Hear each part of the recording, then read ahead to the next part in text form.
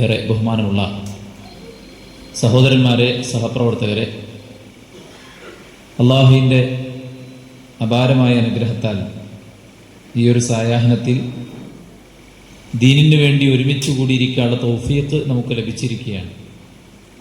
പ്രവാചകൻ സല്ലല്ലാഹു അലൈഹി വസല്ലമയുടെ ഒരു ഹദീസ്, അത് നമ്മൾ ഓർത്തെടുക്കുമ്പോൾ ഇതുപോലത്തെ നന്മയുടെ ഭാഗമാകാനുള്ള ആ ഒരു സൗഭാഗ്യം അത് വളരെ വലുതാണ് എന്ന് മനസ്സിലാവും.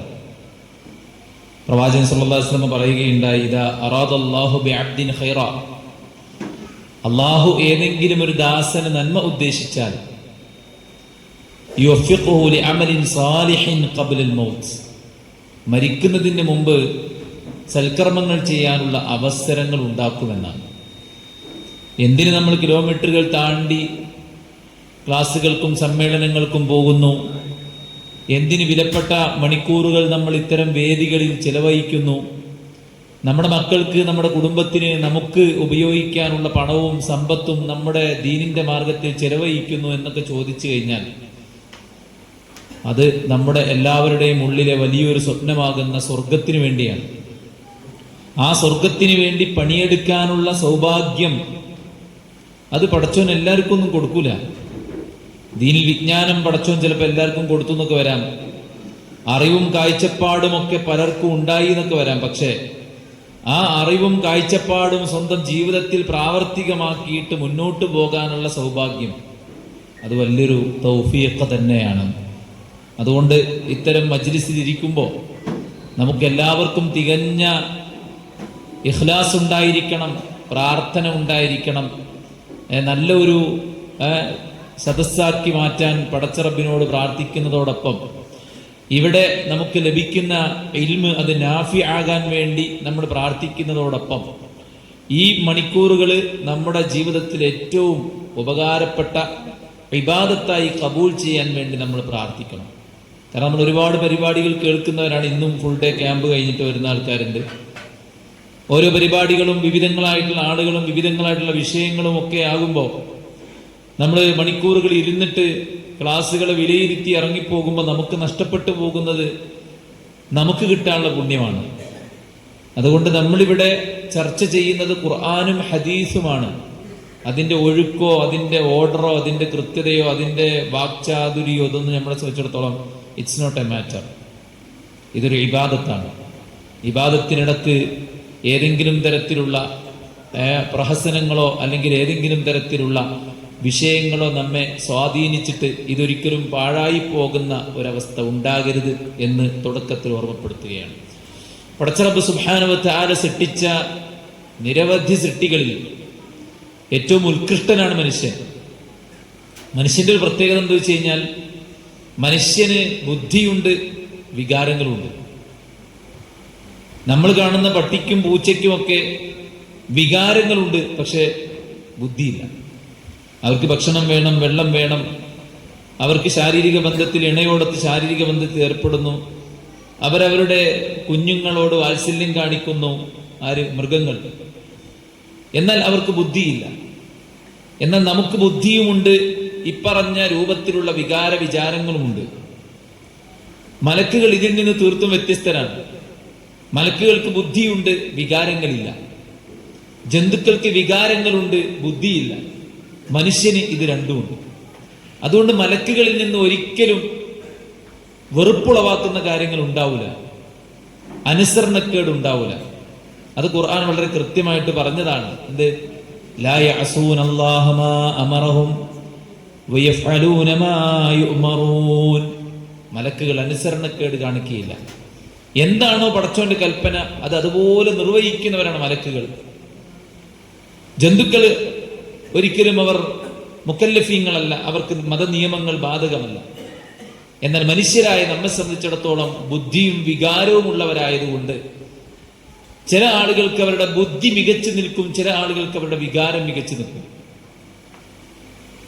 പ്രായത്തിനനുസരിച്ച് ഇന്നിപ്പോ കുട്ടികളെ തിരുത്തരുത്, കണ്ണുരുട്ടരുത്, ചീത്ത പറയരുത്, അല്ലെ, എതിർത്ത് സംസാരിക്കരുത്, അവരിഷ്ടമുള്ളതുപോലെ ജീവിക്കട്ടെ, വളരട്ടെ, ആസ്വദിക്കട്ടെ, എന്നിട്ട് അവർ അവരുടെ രൂപവും അവരുടെ കോലവും അവരുടെ പിന്നെ ക്രിയേറ്റിവിറ്റിയും അവരുടെ ക്യാരക്ടറും ഒക്കെ അവർ രൂപപ്പെടുത്തട്ടെ എന്ന് പറയുന്ന ഇക്വേഷൻ അത് വളരെ റോങ് ആണ്. കാരണം ഒരു മനുഷ്യനെ സംബന്ധിച്ചിടത്തോളം അവന്റെ ചിന്തകൾക്ക് പ്രായത്തിന്റെ വ്യത്യാസം സ്വാധീനിക്കും. ഒരു വയസ്സായ ആൾ ചിന്തിക്കണ പോലെയല്ല ഒരു കുട്ടി ചിന്തിക്കുക, ഒരു കുട്ടി ചിന്തിക്കണ പോലെയല്ല ഒരു യുവാവ് ചിന്തിക്കുക. ബുദ്ധിയും വിവരവും വിദ്യാഭ്യാസവും ഉള്ള ഒരേ കോഴ്സ് പഠിക്കുന്ന ഒരേ സിലബസ് പഠിക്കുന്ന മനുഷ്യന്മാരാണെങ്കിലും ഡിഫറന്റ് കാഴ്ചപ്പാടുണ്ടാവും. അതുകൊണ്ട് തന്നെ ബുദ്ധിയും വിവേകവുമുള്ള മനുഷ്യനെ ധർമ്മവും അധർമ്മവും തീരുമാനിക്കാൻ യഥേഷ്ടം പടച്ച റബ്ബങ്ങ് വിട്ടുകൊടുത്തു കഴിഞ്ഞാൽ ഒരിക്കലും അവന് ശരിയായൊരു വഴി കണ്ടെത്താൻ സാധിക്കൂല. കള്ളുകുടിക്കുന്നവൻ അവന്റെ വഴി ശരിയാണ്, വ്യഭിചരിക്കുന്നവൻ അവന്റെ വഴി ശരിയാണ്, മതമില്ലെന്ന് പറഞ്ഞ് ഇറങ്ങിപ്പുറപ്പെട്ടവൻ അവന്റെ വഴി ശരിയാണ്. ഓരോരുത്തർക്കും അവരവരുടെ വഴി ശരിയാണെന്ന ന്യായീകരണവുമായിട്ട് അവർ നടന്നു കഴിഞ്ഞാൽ ഏതാണ് ശരിക്കും ഒരു മനുഷ്യൻ ഫോളോ ചെയ്താൽ സമാധാനവും സന്തോഷവും ഉണ്ടാകുന്ന വഴി എന്ന ചോദ്യത്തിന് ലോകത്ത് ഉത്തരം ഉണ്ടാവില്ല. അതുകൊണ്ട് തന്നെ മനുഷ്യനെ പടച്ച റബ്ബ് സുബ്ഹാനഹു വ തആല അവന്റെ തോന്നലുകൾക്ക് പിന്നാലെ വിട്ടിട്ടില്ല എന്നതാണ്. നമ്മുടെ നാടിന് കൾച്ചറുണ്ട്. ഈ കൾച്ചറല്ല അമേരിക്കയിലും UK-യിലും അല്ലെ യൂറോപ്യൻ കൺട്രീസിലൊന്നും അങ്ങനെയല്ല ഉള്ളത്. അപ്പൊ അവിടെയൊക്കെ മനുഷ്യന്മാരാണ്. അപ്പൊ ആരുടെ കൾച്ചർ നമ്മൾ സ്വീകരിക്കണം, ആരുടെ ഗവേഷണം നമ്മൾ സ്വീകരിക്കണം, ആരുടെ ചിന്തകൾ നമ്മൾ സ്വീകരിക്കണം, ആരുടെ അറിവും കഴിവും നമ്മൾ സ്വീകരിക്കണം എന്ന് ചോദിച്ചു കഴിഞ്ഞാൽ അവിടെ ഉത്തരമില്ല. അതുകൊണ്ട് മനുഷ്യർക്ക് ഒന്നടങ്കം സ്വീകരിക്കാൻ ഒരു വഴി വേണം. മനുഷ്യർക്കൊന്നടങ്കം ഒരു റൂട്ട് വേണം. ആ റൂട്ടിൽ എല്ലാവരും അവരുടെ വിശ്വാസവും കർമ്മവും ആചാരവും എല്ലാം ഒരേ രൂപത്തിൽ രൂപപ്പെടുത്തണം. അതാണ് യഥാർത്ഥത്തിൽ റിസാലത്ത് എന്ന് പറയുന്നത്. വിശുദ്ധ ഖുർആൻ അവതരിപ്പിച്ചതിന്റെ പ്രധാനപ്പെട്ട 3 കാരണങ്ങളിൽ ഒന്ന് തൗഹീദാണ്, മറ്റൊന്ന് റിസാലത്ത് സ്ഥാപിക്കലാണ്, മറ്റൊന്ന് ആഖിറത്തിനെ സ്ഥാപിക്കലാണ്. ഈ 3 എണ്ണത്തെയും സ്ഥാപിക്കലാണ് വിശുദ്ധ ഖുർആനിന്റെ എന്ന് മാത്രമല്ല ലോകത്ത് അവതരിപ്പിക്കപ്പെട്ട മുഴുവൻ പ്രമാണങ്ങളുടെയും പ്രഥമ ലക്ഷ്യം അതാണ്. അതുകൊണ്ട് തന്നെ വിശുദ്ധ ഖുർആനിന്റെ ആയത്തുകൾ പരതുമ്പോൾ നമുക്കവിടെ റിസാലത്തിനെ കുറിച്ചും നുബുവത്തിനെ കുറിച്ചും മുഅ്ജിസത്തിനെ കുറിച്ചും പ്രവാചകത്വത്തെ കുറിച്ചും പ്രവാചകന്മാരെ നിഷേധിച്ച സമുദായത്തിന് അള്ളാഹു കൊടുത്ത മറുപടിയെക്കുറിച്ചും ഒക്കെ നമുക്ക് കാണാൻ സാധിക്കും. സൂറത്ത് യാസീനിൽ തന്നെ ഒരു ഗ്രാമത്തിലേക്ക് അള്ളാഹു 2 നബിമാരെ പറഞ്ഞയച്ചു.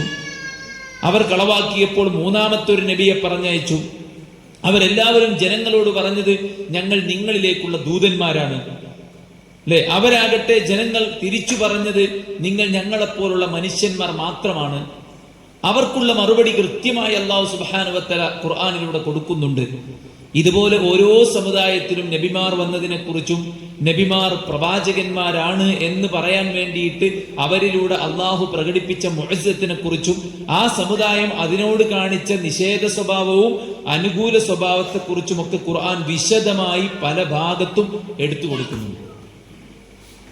എസ്പെഷ്യലി 21-ാം അധ്യായം സൂറത്തു അംബിയാ, സൂറത്ത് അൻആം കഴിഞ്ഞാൽ ഏറ്റവും അധികം പ്രവാചകന്മാരുടെ ചരിത്രം പറയുന്ന സൂറത്താണ് സൂറത്തു അൽ അംബിയാ. സൂറത്തുൽ അംബിയാഇന് ഒരു പശ്ചാത്തലമുള്ളത് മക്കത്ത് വന്ന് പ്രവാചകൻ തൗഹീദ് പറഞ്ഞപ്പോൾ ആളുകൾ അദ്ദേഹത്തെ നിഷേധിച്ചിട്ട് പറഞ്ഞു ഇത് പുത്തനാശയമാണ്.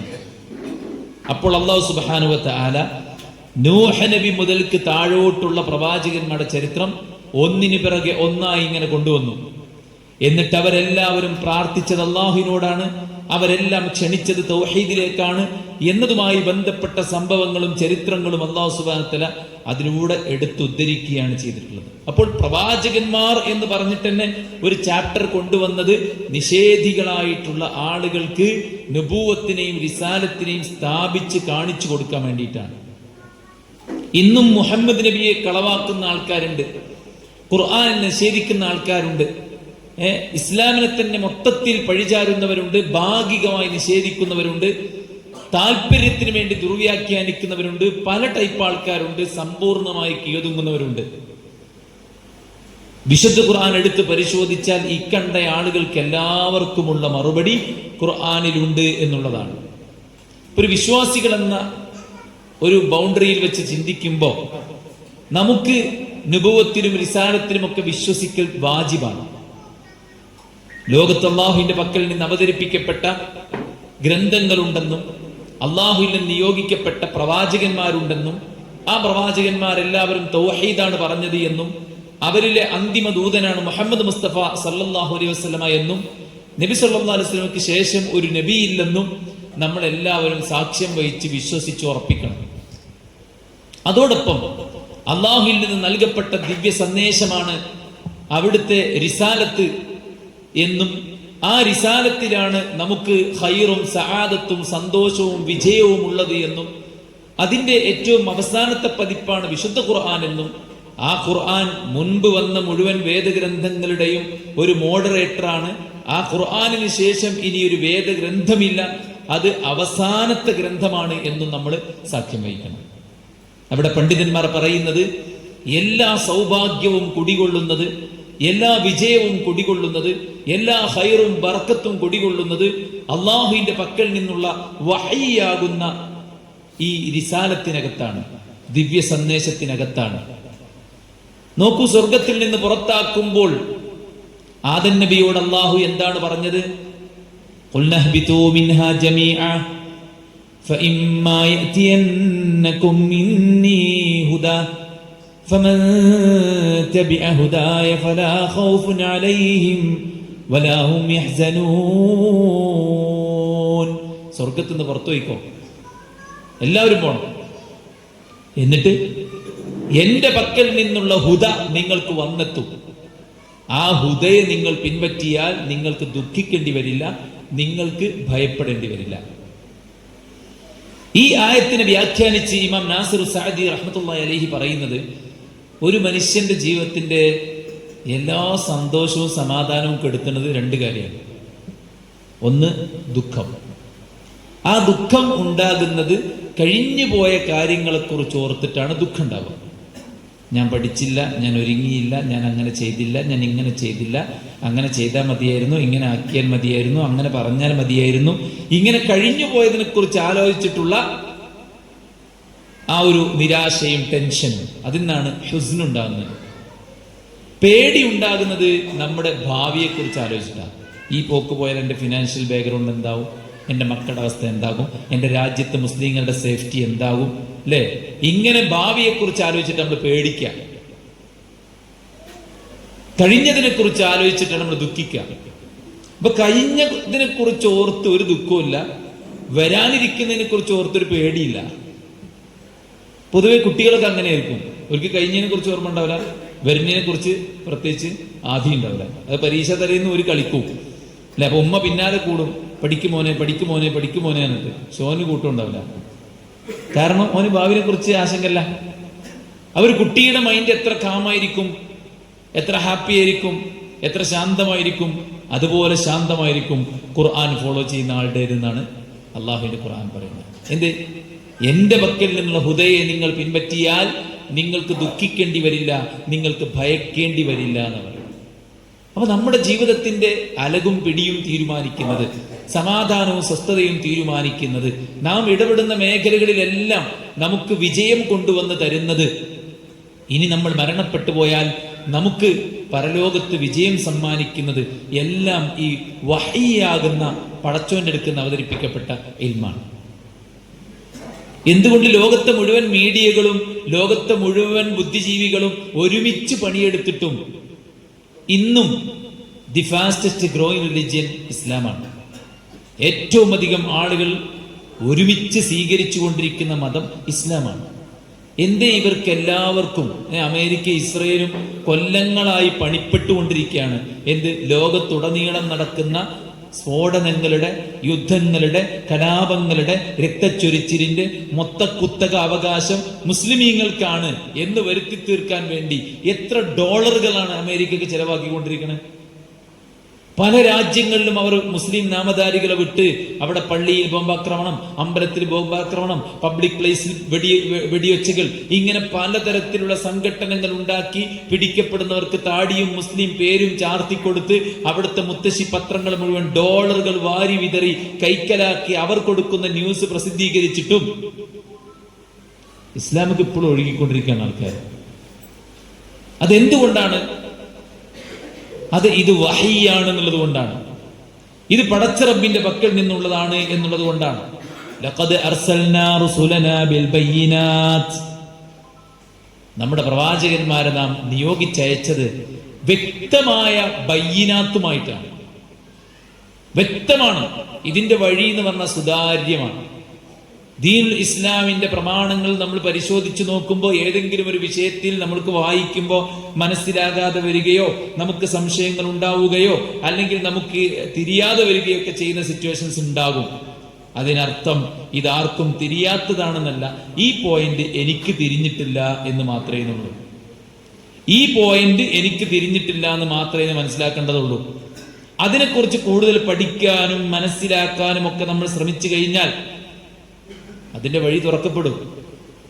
ഏതൊരു കാര്യവും ക്ലാരിറ്റിയാണ്. അതാ പ്രവാചകൻ സല്ലല്ലാഹു അലൈഹി വസല്ലം ലോകത്തോട് വിട പറയുമ്പോൾ അവിടുന്ന് പറഞ്ഞു, എന്ത്? തറക്തുക്കും അലൽ മഹജ്ജത്തിൽ ബൈദാ, നിങ്ങളെ ഞാൻ വിട്ടേച്ചു പോകുന്നത് വെളുത്ത പ്രതലത്തിലാണ്. എന്താ വെളുത്ത പ്രതലത്തിന്റെ പ്രത്യേകത? അവിടെ ഒരു കറുത്ത പുള്ളിണ്ടെങ്കിൽ അറിയും അല്ലെ? ഒരു കറുത്ത പുള്ളിണ്ടെങ്കിൽ അറിയും. അതാണ് ഫുൾ വെളുത്ത അല്ലെ. ഇപ്പൊ വെള്ള കുപ്പായിട്ട് ആൾക്കാരുണ്ട്, അതിൽ ചെറിയ കുത്ത് പേനന്റെ ഒരു ചെറിയ ഡോട്ട് ഉണ്ടായി തന്നെ കാണും. ഇതുപോലെ വളരെ ക്ലിയർ ആണ് ഇസ്ലാമിന്റെ വഴി. കാരണം ഇത് പടച്ച റബ്ബ് സുബ്ഹാനഹു വ തആലയിൽ നിന്നുള്ളതാണ്. അത് അല്ലാഹു സുബ്ഹാനഹു വ തആല പഠിപ്പിക്കാതെ പോയിട്ടില്ല. മനുഷ്യരെ, നിങ്ങൾക്ക് ബുദ്ധിയുണ്ട്, നിങ്ങൾ ഇഷ്ടം പോലെ ചിന്തിച്ചു മനസ്സിലാക്കിക്കൊള്ളൂ എന്ന് പറഞ്ഞ് നമ്മളങ്ങോട്ട് വിട്ടക്കല്ല. മറിച്ച് മനുഷ്യന്റെ ബലഹീനതകളും കുറവുകളും എല്ലാം അറിയുന്ന പടച്ചോന് നമ്മെ ഗൈഡ് ചെയ്യാൻ നബിമാരെ വ്യക്തമായ തെളിവുകളുമായിട്ട് അയച്ചു. അത് അല്ലാഹുവിന്റെ ഒരു ഹിക്മത്താണ്. അതോടൊപ്പം അള്ളാഹുവിന്റെ റഹ്മത്താണ്. മനുഷ്യർക്ക് അള്ളാഹു വേദഗ്രന്ഥം ഇറക്കി, പ്രവാചകന്മാരെ ഇറക്കി. എന്തിനു വേണ്ടി? അള്ള ഉണ്ടെന്ന് സ്ഥാപിക്കാനും പ്രവാചകന്മാർ സത്യമാണെന്ന് സ്ഥാപിക്കാനും ജീവിതത്തിനൊരു ലക്ഷ്യമുണ്ടെന്ന് സ്ഥാപിക്കാനും മരണത്തിനപ്പുറത്തൊരു ജീവിതമുണ്ടെന്ന് വ്യക്തമാക്കി തരാനും അവിടെ നന്മ ചെയ്തവർക്ക് സ്വർഗമുണ്ടെന്നും തിന്മ ചെയ്തവർക്ക് നരകമുണ്ടെന്നും സന്തോഷ വാർത്തയും താക്കീതും അറിയിക്കാൻ. അതിനാണ് അല്ലാഹു സുബ്ഹാനഹു വ തആല പ്രവാചകന്മാരെ അയച്ചത്. അത് അള്ളാന്റെ ഹിക്മത്താണ്. അള്ള നമുക്ക് തന്ന റഹ്മത്താണ്. മനസ്സിലായില്ലേ? അല്ലാഹു സുബ്ഹാനഹു വ തആല റഹ്മത്ത് എന്നാണ് ഖുർആനെ കുറിച്ച് പറഞ്ഞത്. ഖുർആൻ പൂർത്തീകരിക്കുന്നു എന്ന് പറഞ്ഞ ആയത്തിൽ എന്താ ഉള്ളത്? അൽയൗമ അക്മൽതു ലക്കും ദീനക്കും വഅത്മംതു അലൈക്കും നിഅമതി വറദീതു ലക്കുമുൽ ഇസ്ലാമ ദീന. ഈ ദീനിനെ ഇതാ പൂർത്തീകരിച്ചിരിക്കുന്നു. അൽയൗമ അക്മൽതു ലക്കും ദീനക്കും വഅത്മംതു അലൈക്കും നിഅമതി, എന്റെ നിഅമത്ത് ഞാൻ പൂർത്തീകരിച്ചതാണ്. അപ്പൊ ഈ വഹി എന്ന് പറഞ്ഞ നിഅമത്താണ്. ഇത് അല്ലാഹുവിന്റെ ഒരു റഹ്മത്താണ്. അതുകൊണ്ടാണ് ഫബിദാലിക ഫല്യഫ്റഹൂ ഹുവ ഖൈറും മിമ്മാ യജ്മഊൻ. നിങ്ങൾ ഈ ഖുർആൻ കൊണ്ട് സന്തോഷിച്ചോളൂ. എന്തേ? ഈ ഖുർആൻ അല്ലാഹു നിങ്ങൾക്ക് തന്നാണ്. എങ്ങനെ തന്ന്? ഖുൽ ബിഫദ്ലില്ലാഹി വബിറഹ്മതിഹി. അല്ലാഹുവിന്റെ ഫദ്ലാണിത്. അല്ലാഹുവിന്റെ ഔദാര്യം, അല്ലാഹുവിന്റെ റഹ്മത്താണ്. അള്ളാന്റെ റഹ്മത്തും ഔദാര്യവുമായിട്ടാണ് അള്ളാഹ് നമുക്ക് ഗൈഡ് ലൈൻ തന്നിരിക്കുന്നത്. അള്ളാഹ് നമ്മൾ വിട്ടിരുന്നെങ്കിൽ എന്ത് അവസ്ഥ? നന്മയും തിന്മയൊന്നും പഠിപ്പിക്കാതെ വിട്ടിരുന്നെങ്കിൽ നമ്മൾ ഇരുട്ടി തപ്പുന്ന സാഹചര്യം ഉണ്ടാവും അല്ലെ? നിഷേധികൾ പറഞ്ഞൊരു മനുഷ്യനെയാണോ നിങ്ങൾ അയച്ചിട്ടുള്ളത്? അപ്പൊ അള്ളാഹ് പറഞ്ഞൊരു മലക്കിനെ അയച്ചിരുന്നെങ്കിൽ നിങ്ങൾ എന്താ പറയാ? ഒരു മനുഷ്യനല്ലേ ഞങ്ങൾക്ക് അയക്കേണ്ടത്, മലക്കുകളെ ഞങ്ങളെപ്പോലെ അല്ലല്ലോ എന്ന് നിങ്ങൾ പറയും. ഇതിപ്പോ ഒരു മനുഷ്യനെ അയച്ചപ്പോ നിങ്ങൾ എന്താ പറയണേ? മലക്കിനെ അയക്കണം. മലക്കിനെ അയച്ചാൽ നിങ്ങൾ എന്ത് പറയും? ഞങ്ങൾക്ക് മനുഷ്യനാണ് വേണ്ടത്. ഇനി മനുഷ്യനെ അയച്ചില്ല, മലക്കിനെ അയച്ചില്ല, അപ്പൊ നിങ്ങൾ എന്ത് പറയും? ഞങ്ങൾക്ക് ഇങ്ങനെ സന്മാർഗം മനസ്സിലാകുമോ? ഒരാളെ ഇതൊന്ന് പറഞ്ഞുതരാനും പഠിപ്പിച്ചുതരാനും ഒരാളെ അയക്കാതെ ഞങ്ങളങ്ങോട്ട് വിട്ടുകഴിഞ്ഞാൽ ഞങ്ങളെങ്ങനെ മനസ്സിലാക്കുക എന്ന് നിങ്ങൾ ചോദിക്കൂ. മനസ്സിലായില്ലേ? അപ്പൊ അവരുടെ നിഷേധത്തിന്റെ വൈവിധ്യ തരത്തിലുള്ള വൈവിധ്യമാർന്ന വിവരക്കേടിനെ അള്ളാഹ് ബോധ്യപ്പെടുത്തുകയാണ്. എന്ത്? ദൂതനെ അയച്ചില്ലെങ്കിൽ നിങ്ങൾ പറയും ആരെ അയച്ചില്ല. അയച്ച നിങ്ങൾ പറയും മനുഷ്യനാണോ അയച്ചത്? യഅ്കുലു ത്വആം, ഭക്ഷണം കഴിക്കുന്നു. യംശി ബിൽ അസ്വാഖ്, വഴികളിലൂടെ നടന്നു പോകുന്നു. ഇനി മനുഷ്യനല്ല അയച്ചതെങ്കിൽ മലക്കിനെ ആണ് നിങ്ങൾ ചോദിക്കുന്നത്. മലക്കിനെ ചോദിച്ചാൽ നിങ്ങൾ എന്താ പറയാ? മലക്കൾക്ക് ഭക്ഷണം വേണ്ട, അവർക്ക് കുടുംബമില്ല, അവർക്ക് വികാര വിചാരങ്ങളില്ല. ഈ വികാര വിചാരമുള്ള ഞങ്ങൾക്ക് റൂട്ട് കാണിക്കാൻ വേണ്ടി ഈ മല്ലന്മാരായ മലക്കുകളെ പറഞ്ഞു എന്ത് കാര്യം ചോദിക്കൂല? അപ്പൊ അല്ലാഹു സുബ്ഹാനഹു വ തആല വളരെ വളരെ കൃത്യമായിട്ട് മനുഷ്യന്മാർക്ക് വഴി കാണിക്കാൻ മനുഷ്യന്മാരെ തന്നെ അയച്ചിട്ടുണ്ട്. മനസ്സിലാണ്ടല്ലോ? റസൂൽ സല്ലല്ലാഹു അലൈഹി വസല്ലം പറഞ്ഞില്ലേ, ഇന്നമാ അന ബശറുൻ മിസ്ലുക്കും, ഞാൻ നിങ്ങളെപ്പോലുള്ളൊരു മനുഷ്യനാണ്. സാധാ മനുഷ്യനാണെന്നല്ല, മനുഷ്യനാണ്. നബിക്ക് ക്ഷീണം വന്നിട്ടുണ്ട്, നബിക്ക് രോഗം വന്നിട്ടുണ്ട്, നബിക്ക് വിശപ്പുണ്ടായിട്ടുണ്ട്, നബി മലമൂത്ര വിസർജനം നടത്തിയിട്ടുണ്ട്, നബി കല്യാണം കഴിച്ചിട്ടുണ്ട്, നബി കുട്ടികൾ ഉൽപ്പാദിപ്പിച്ചിട്ടുണ്ട്. മനുഷ്യനാണ്. അള്ളാഹുവിന്റെ പ്രവാചകൻ സ്വല്ലല്ലാഹു അലൈഹി വസല്ലമക്ക് പോലും ഖുർആനിൽ തിരുത്തുകൾ വന്നിട്ടുണ്ട്, അല്ലേ? അബസബത്തമല്ല, നബിയെ ഗുണദോഷിച്ചതാണ്. തെറ്റല്ലെങ്കിലും നബിയുടെ മഖാമിന് യോജിച്ചില്ല എന്ന പേരിൽ അത് തിരുത്തി. സൂറത്തു തഹ്രീമിൽ തിരുത്താണ്.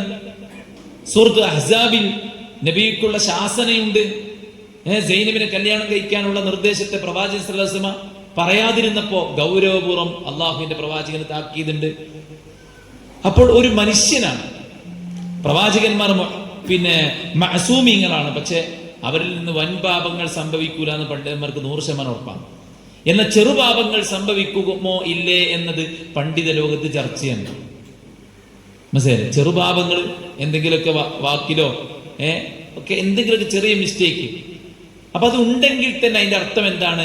അവർ ഒരു സാധാരണ മനുഷ്യരാണെന്ന് തെളിയിക്കാനാണത്.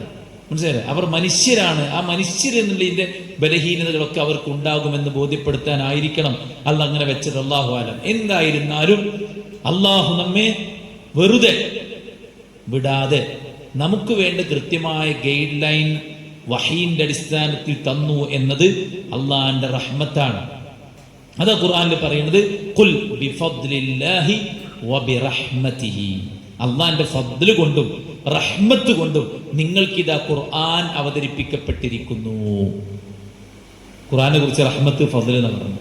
ഇനി നബിനെ കുറിച്ച് എന്താ പറഞ്ഞത്? നബിനെ കുറിച്ച് റഹ്മത്തുൽ ലിൽ ആലമീൻ, ലോകർക്ക് റഹ്മത്താണ്. ഇപ്പൊ വിശുദ്ധ ഖുർആൻ ലോകത്തെ റഹ്മത്താണ്. അത് കൊണ്ടുവന്ന പ്രവാചകൻ സല്ലല്ലാഹു അലൈഹി വസല്ലമ അവിടുന്ന് റഹ്മത്താണ്. റസൂലൻ മുബശ്ശിരീന വമുൻദിരീൻ ലിഅല്ലാ യകൂന ലിന്നാസി അലല്ലാഹി ഹുജ്ജതൻ ബഅദർ റുസുൽ. സൂറത്തുൽ നിസാഇന്റെ 165-ാമത്തെ ആയത്തിൽ അല്ലാഹു പറയാണ്, റസൂലൻ മുബശ്ശിരീന വമുൻദിരീൻ, സന്തോഷ വാർത്ത അറിയിക്കുന്ന, അതോടൊപ്പം നിങ്ങൾക്ക് താക്കീതും നൽകുന്ന ദൂതന്മാരെ നാം നിയോഗിച്ചിരിക്കുന്നു. എന്തിനാ നിയോഗിച്ചത്? ലിഅല്ലാ യകൂന ലിന്നാസി അലല്ലാഹി ഹുജ്ജ, ജനങ്ങൾക്ക് അള്ളാഹ്ക്കെതിരെ ഒരു തെളിവ് പറയാതിരിക്കാനും അള്ളാഹ്ക്ക് ജനങ്ങളുടെ പേരിൽ ഒരു തെളിവിന് വേണ്ടിയും ഒക്കെ അള്ളാഹു സുബ്ഹാനഹു വ തആല വേദഗ്രന്ഥം ഇറക്കിയിരിക്കുന്നു, റിസാലത്ത് ഇറക്കിയിരിക്കുന്നു. ഇപ്പൊ എന്താണ് ഇതിന്റെ ലക്ഷ്യങ്ങൾ? ഇത് റഹ്മത്താണെന്ന് പറഞ്ഞു. നമ്മൾ അള്ളാഹു അന്യാധീനമാക്കിയിട്ട് വിട്ടില്ല എന്ന് നമ്മൾ പറഞ്ഞു. പടച്ച റബ്ബ് സുബ്ഹാനഹു വ തആലയുടെ പക്കൽ നിന്നുള്ള ഹുദ വരും. അതിനെ ഫോളോ ചെയ്താൽ നമുക്ക് പ്രയാസങ്ങൾ ഉണ്ടാവുകയില്ലെന്ന ഖുർആനിന്റെ വാക്ക് നമ്മൾ പറഞ്ഞു. എന്താണ് ഇതിലൂടെ ലക്ഷ്യം? ഒന്ന്, പടച്ച റബ്ബ് സുബ്ഹാനഹു വ തആല തെളിവ് സ്ഥാപിക്കുകയാണ് ചെയ്യുന്നത്. തെളിവ് സ്ഥാപിക്കുകയാണ് ചെയ്യുന്നത്. ലൗലാ അർസൽത ഇലൈനാ റസൂല, നിങ്ങൾക്ക് നമ്മുടെ പക്കൽ നിന്ന് ദൂതന്മാരെ നാം നിയോഗിച്ചു. ഫനത്തബിഅ ആയാതിക മിൻ ഖബ്ലി അൻ നദില്ല വനഹ്സ, നിങ്ങൾ നിന്യകരമായ അവസ്ഥയില്ലാതിരിക്കാനും നിങ്ങൾ അപമാനിക്കപ്പെടാതിരിക്കാനുമൊക്കെ നിങ്ങൾക്ക് ആ ദൂതന്മാരെ ഫോളോ ചെയ്യാം. നിങ്ങൾ ശ്രദ്ധിച്ചോ? മനുഷ്യന്മാരൊക്കെ പറയും ഞാൻ ഇന്നാളെ ഫാനാ. ഇപ്പൊ മെസ്സി കേരളത്തിൽ വരാൻ വേണ്ടി നിന്നപ്പോ ഒക്കെ കൂടെ വലിയ ആർത്തിയിൽ കാത്തുന്നതാണ്. പക്ഷെ അത് മിസ്സായി എന്ന് പറഞ്ഞപ്പോൾ ഒരുപാട് ആൾക്കാർക്ക് സങ്കടമായി.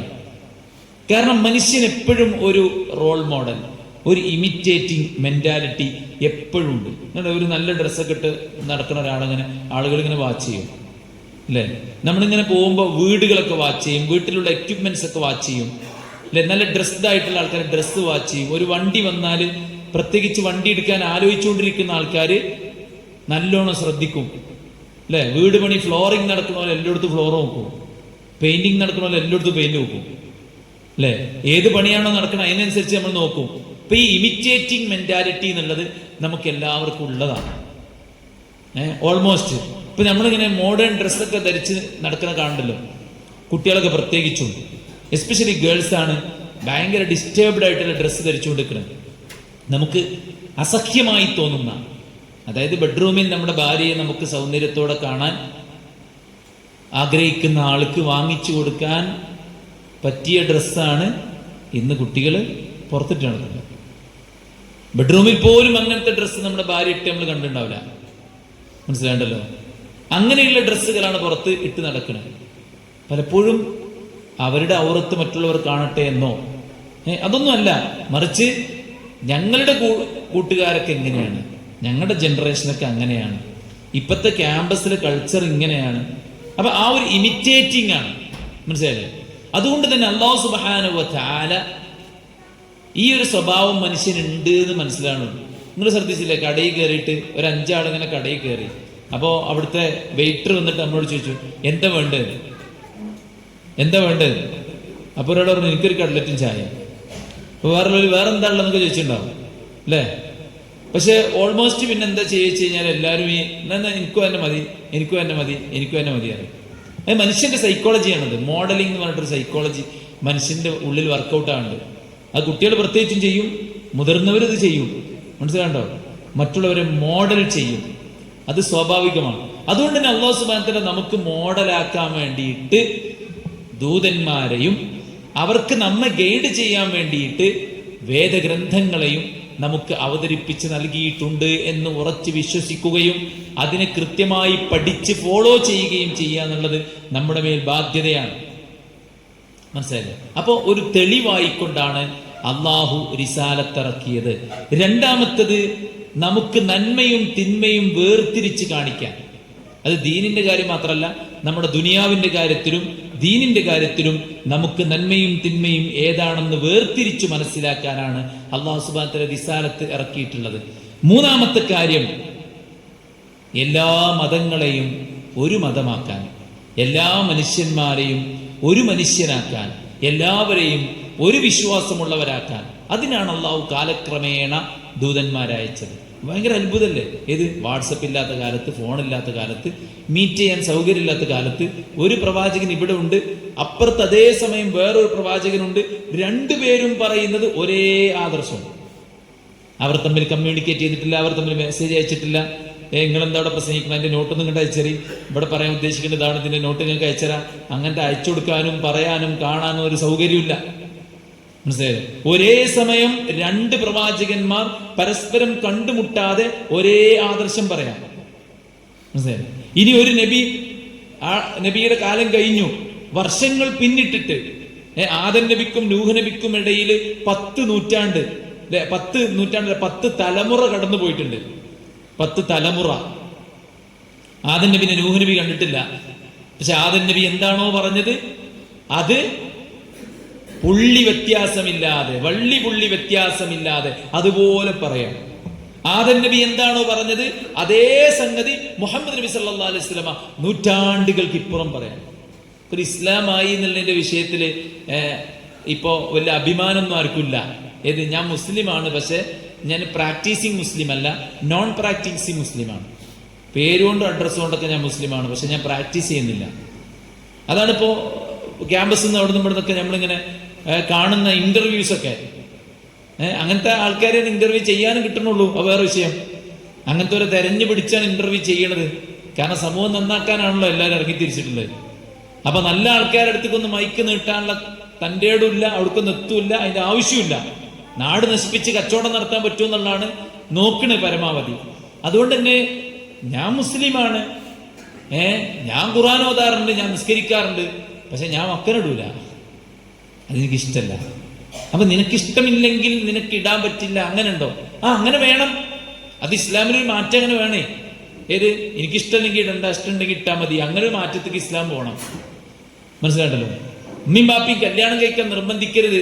എനിക്ക് കല്യാണം കഴിക്കണം എന്നുണ്ടെങ്കിൽ ഞാൻ കല്യാണം കഴിക്കും, ഇല്ലെങ്കിൽ ഞാൻ കല്യാണം കഴിക്കൂല. ഇനിയിപ്പോ ഇങ്ങോട്ട് പറയുന്ന ആളെ തന്നെ കല്യാണം കഴിക്കണം എന്ന് പറയരുത്. ഞാൻ എനിക്ക് ഇഷ്ടമുള്ള ആളെ കല്യാണം കഴിക്കും, അവന്റെ ജാതി ഇന്നതാണ്, മതം അതൊന്നും പറയരുത്. അവിടെ മനുഷ്യനായി ചിന്തിക്കണം. ഇതൊക്കെയാണ് ഇപ്പൊ പുതിയ അവസ്ഥകൾ. മനസ്സിലാണ്ടല്ലോ? ഇവിടെ നമ്മൾ മനസ്സിലാക്കേണ്ട കാര്യങ്ങള്, നൂറ്റാണ്ടുകൾക്ക് മുമ്പ് ആദം നബി വന്നിട്ട് എന്താണോ പറഞ്ഞത് അത് തന്നെയാണ് മുഹമ്മദ് നബി സല്ലല്ലാഹു അലൈഹി വസല്ലം പറഞ്ഞത്. ലോകത്ത് വന്ന എല്ലാ വേദഗ്രന്ഥവും പറഞ്ഞത് ഇസ്ലാം. ലോകത്ത് വന്ന ലക്ഷക്കണക്കിന് പ്രവാചകന്മാർ പറഞ്ഞതും ഇസ്ലാം.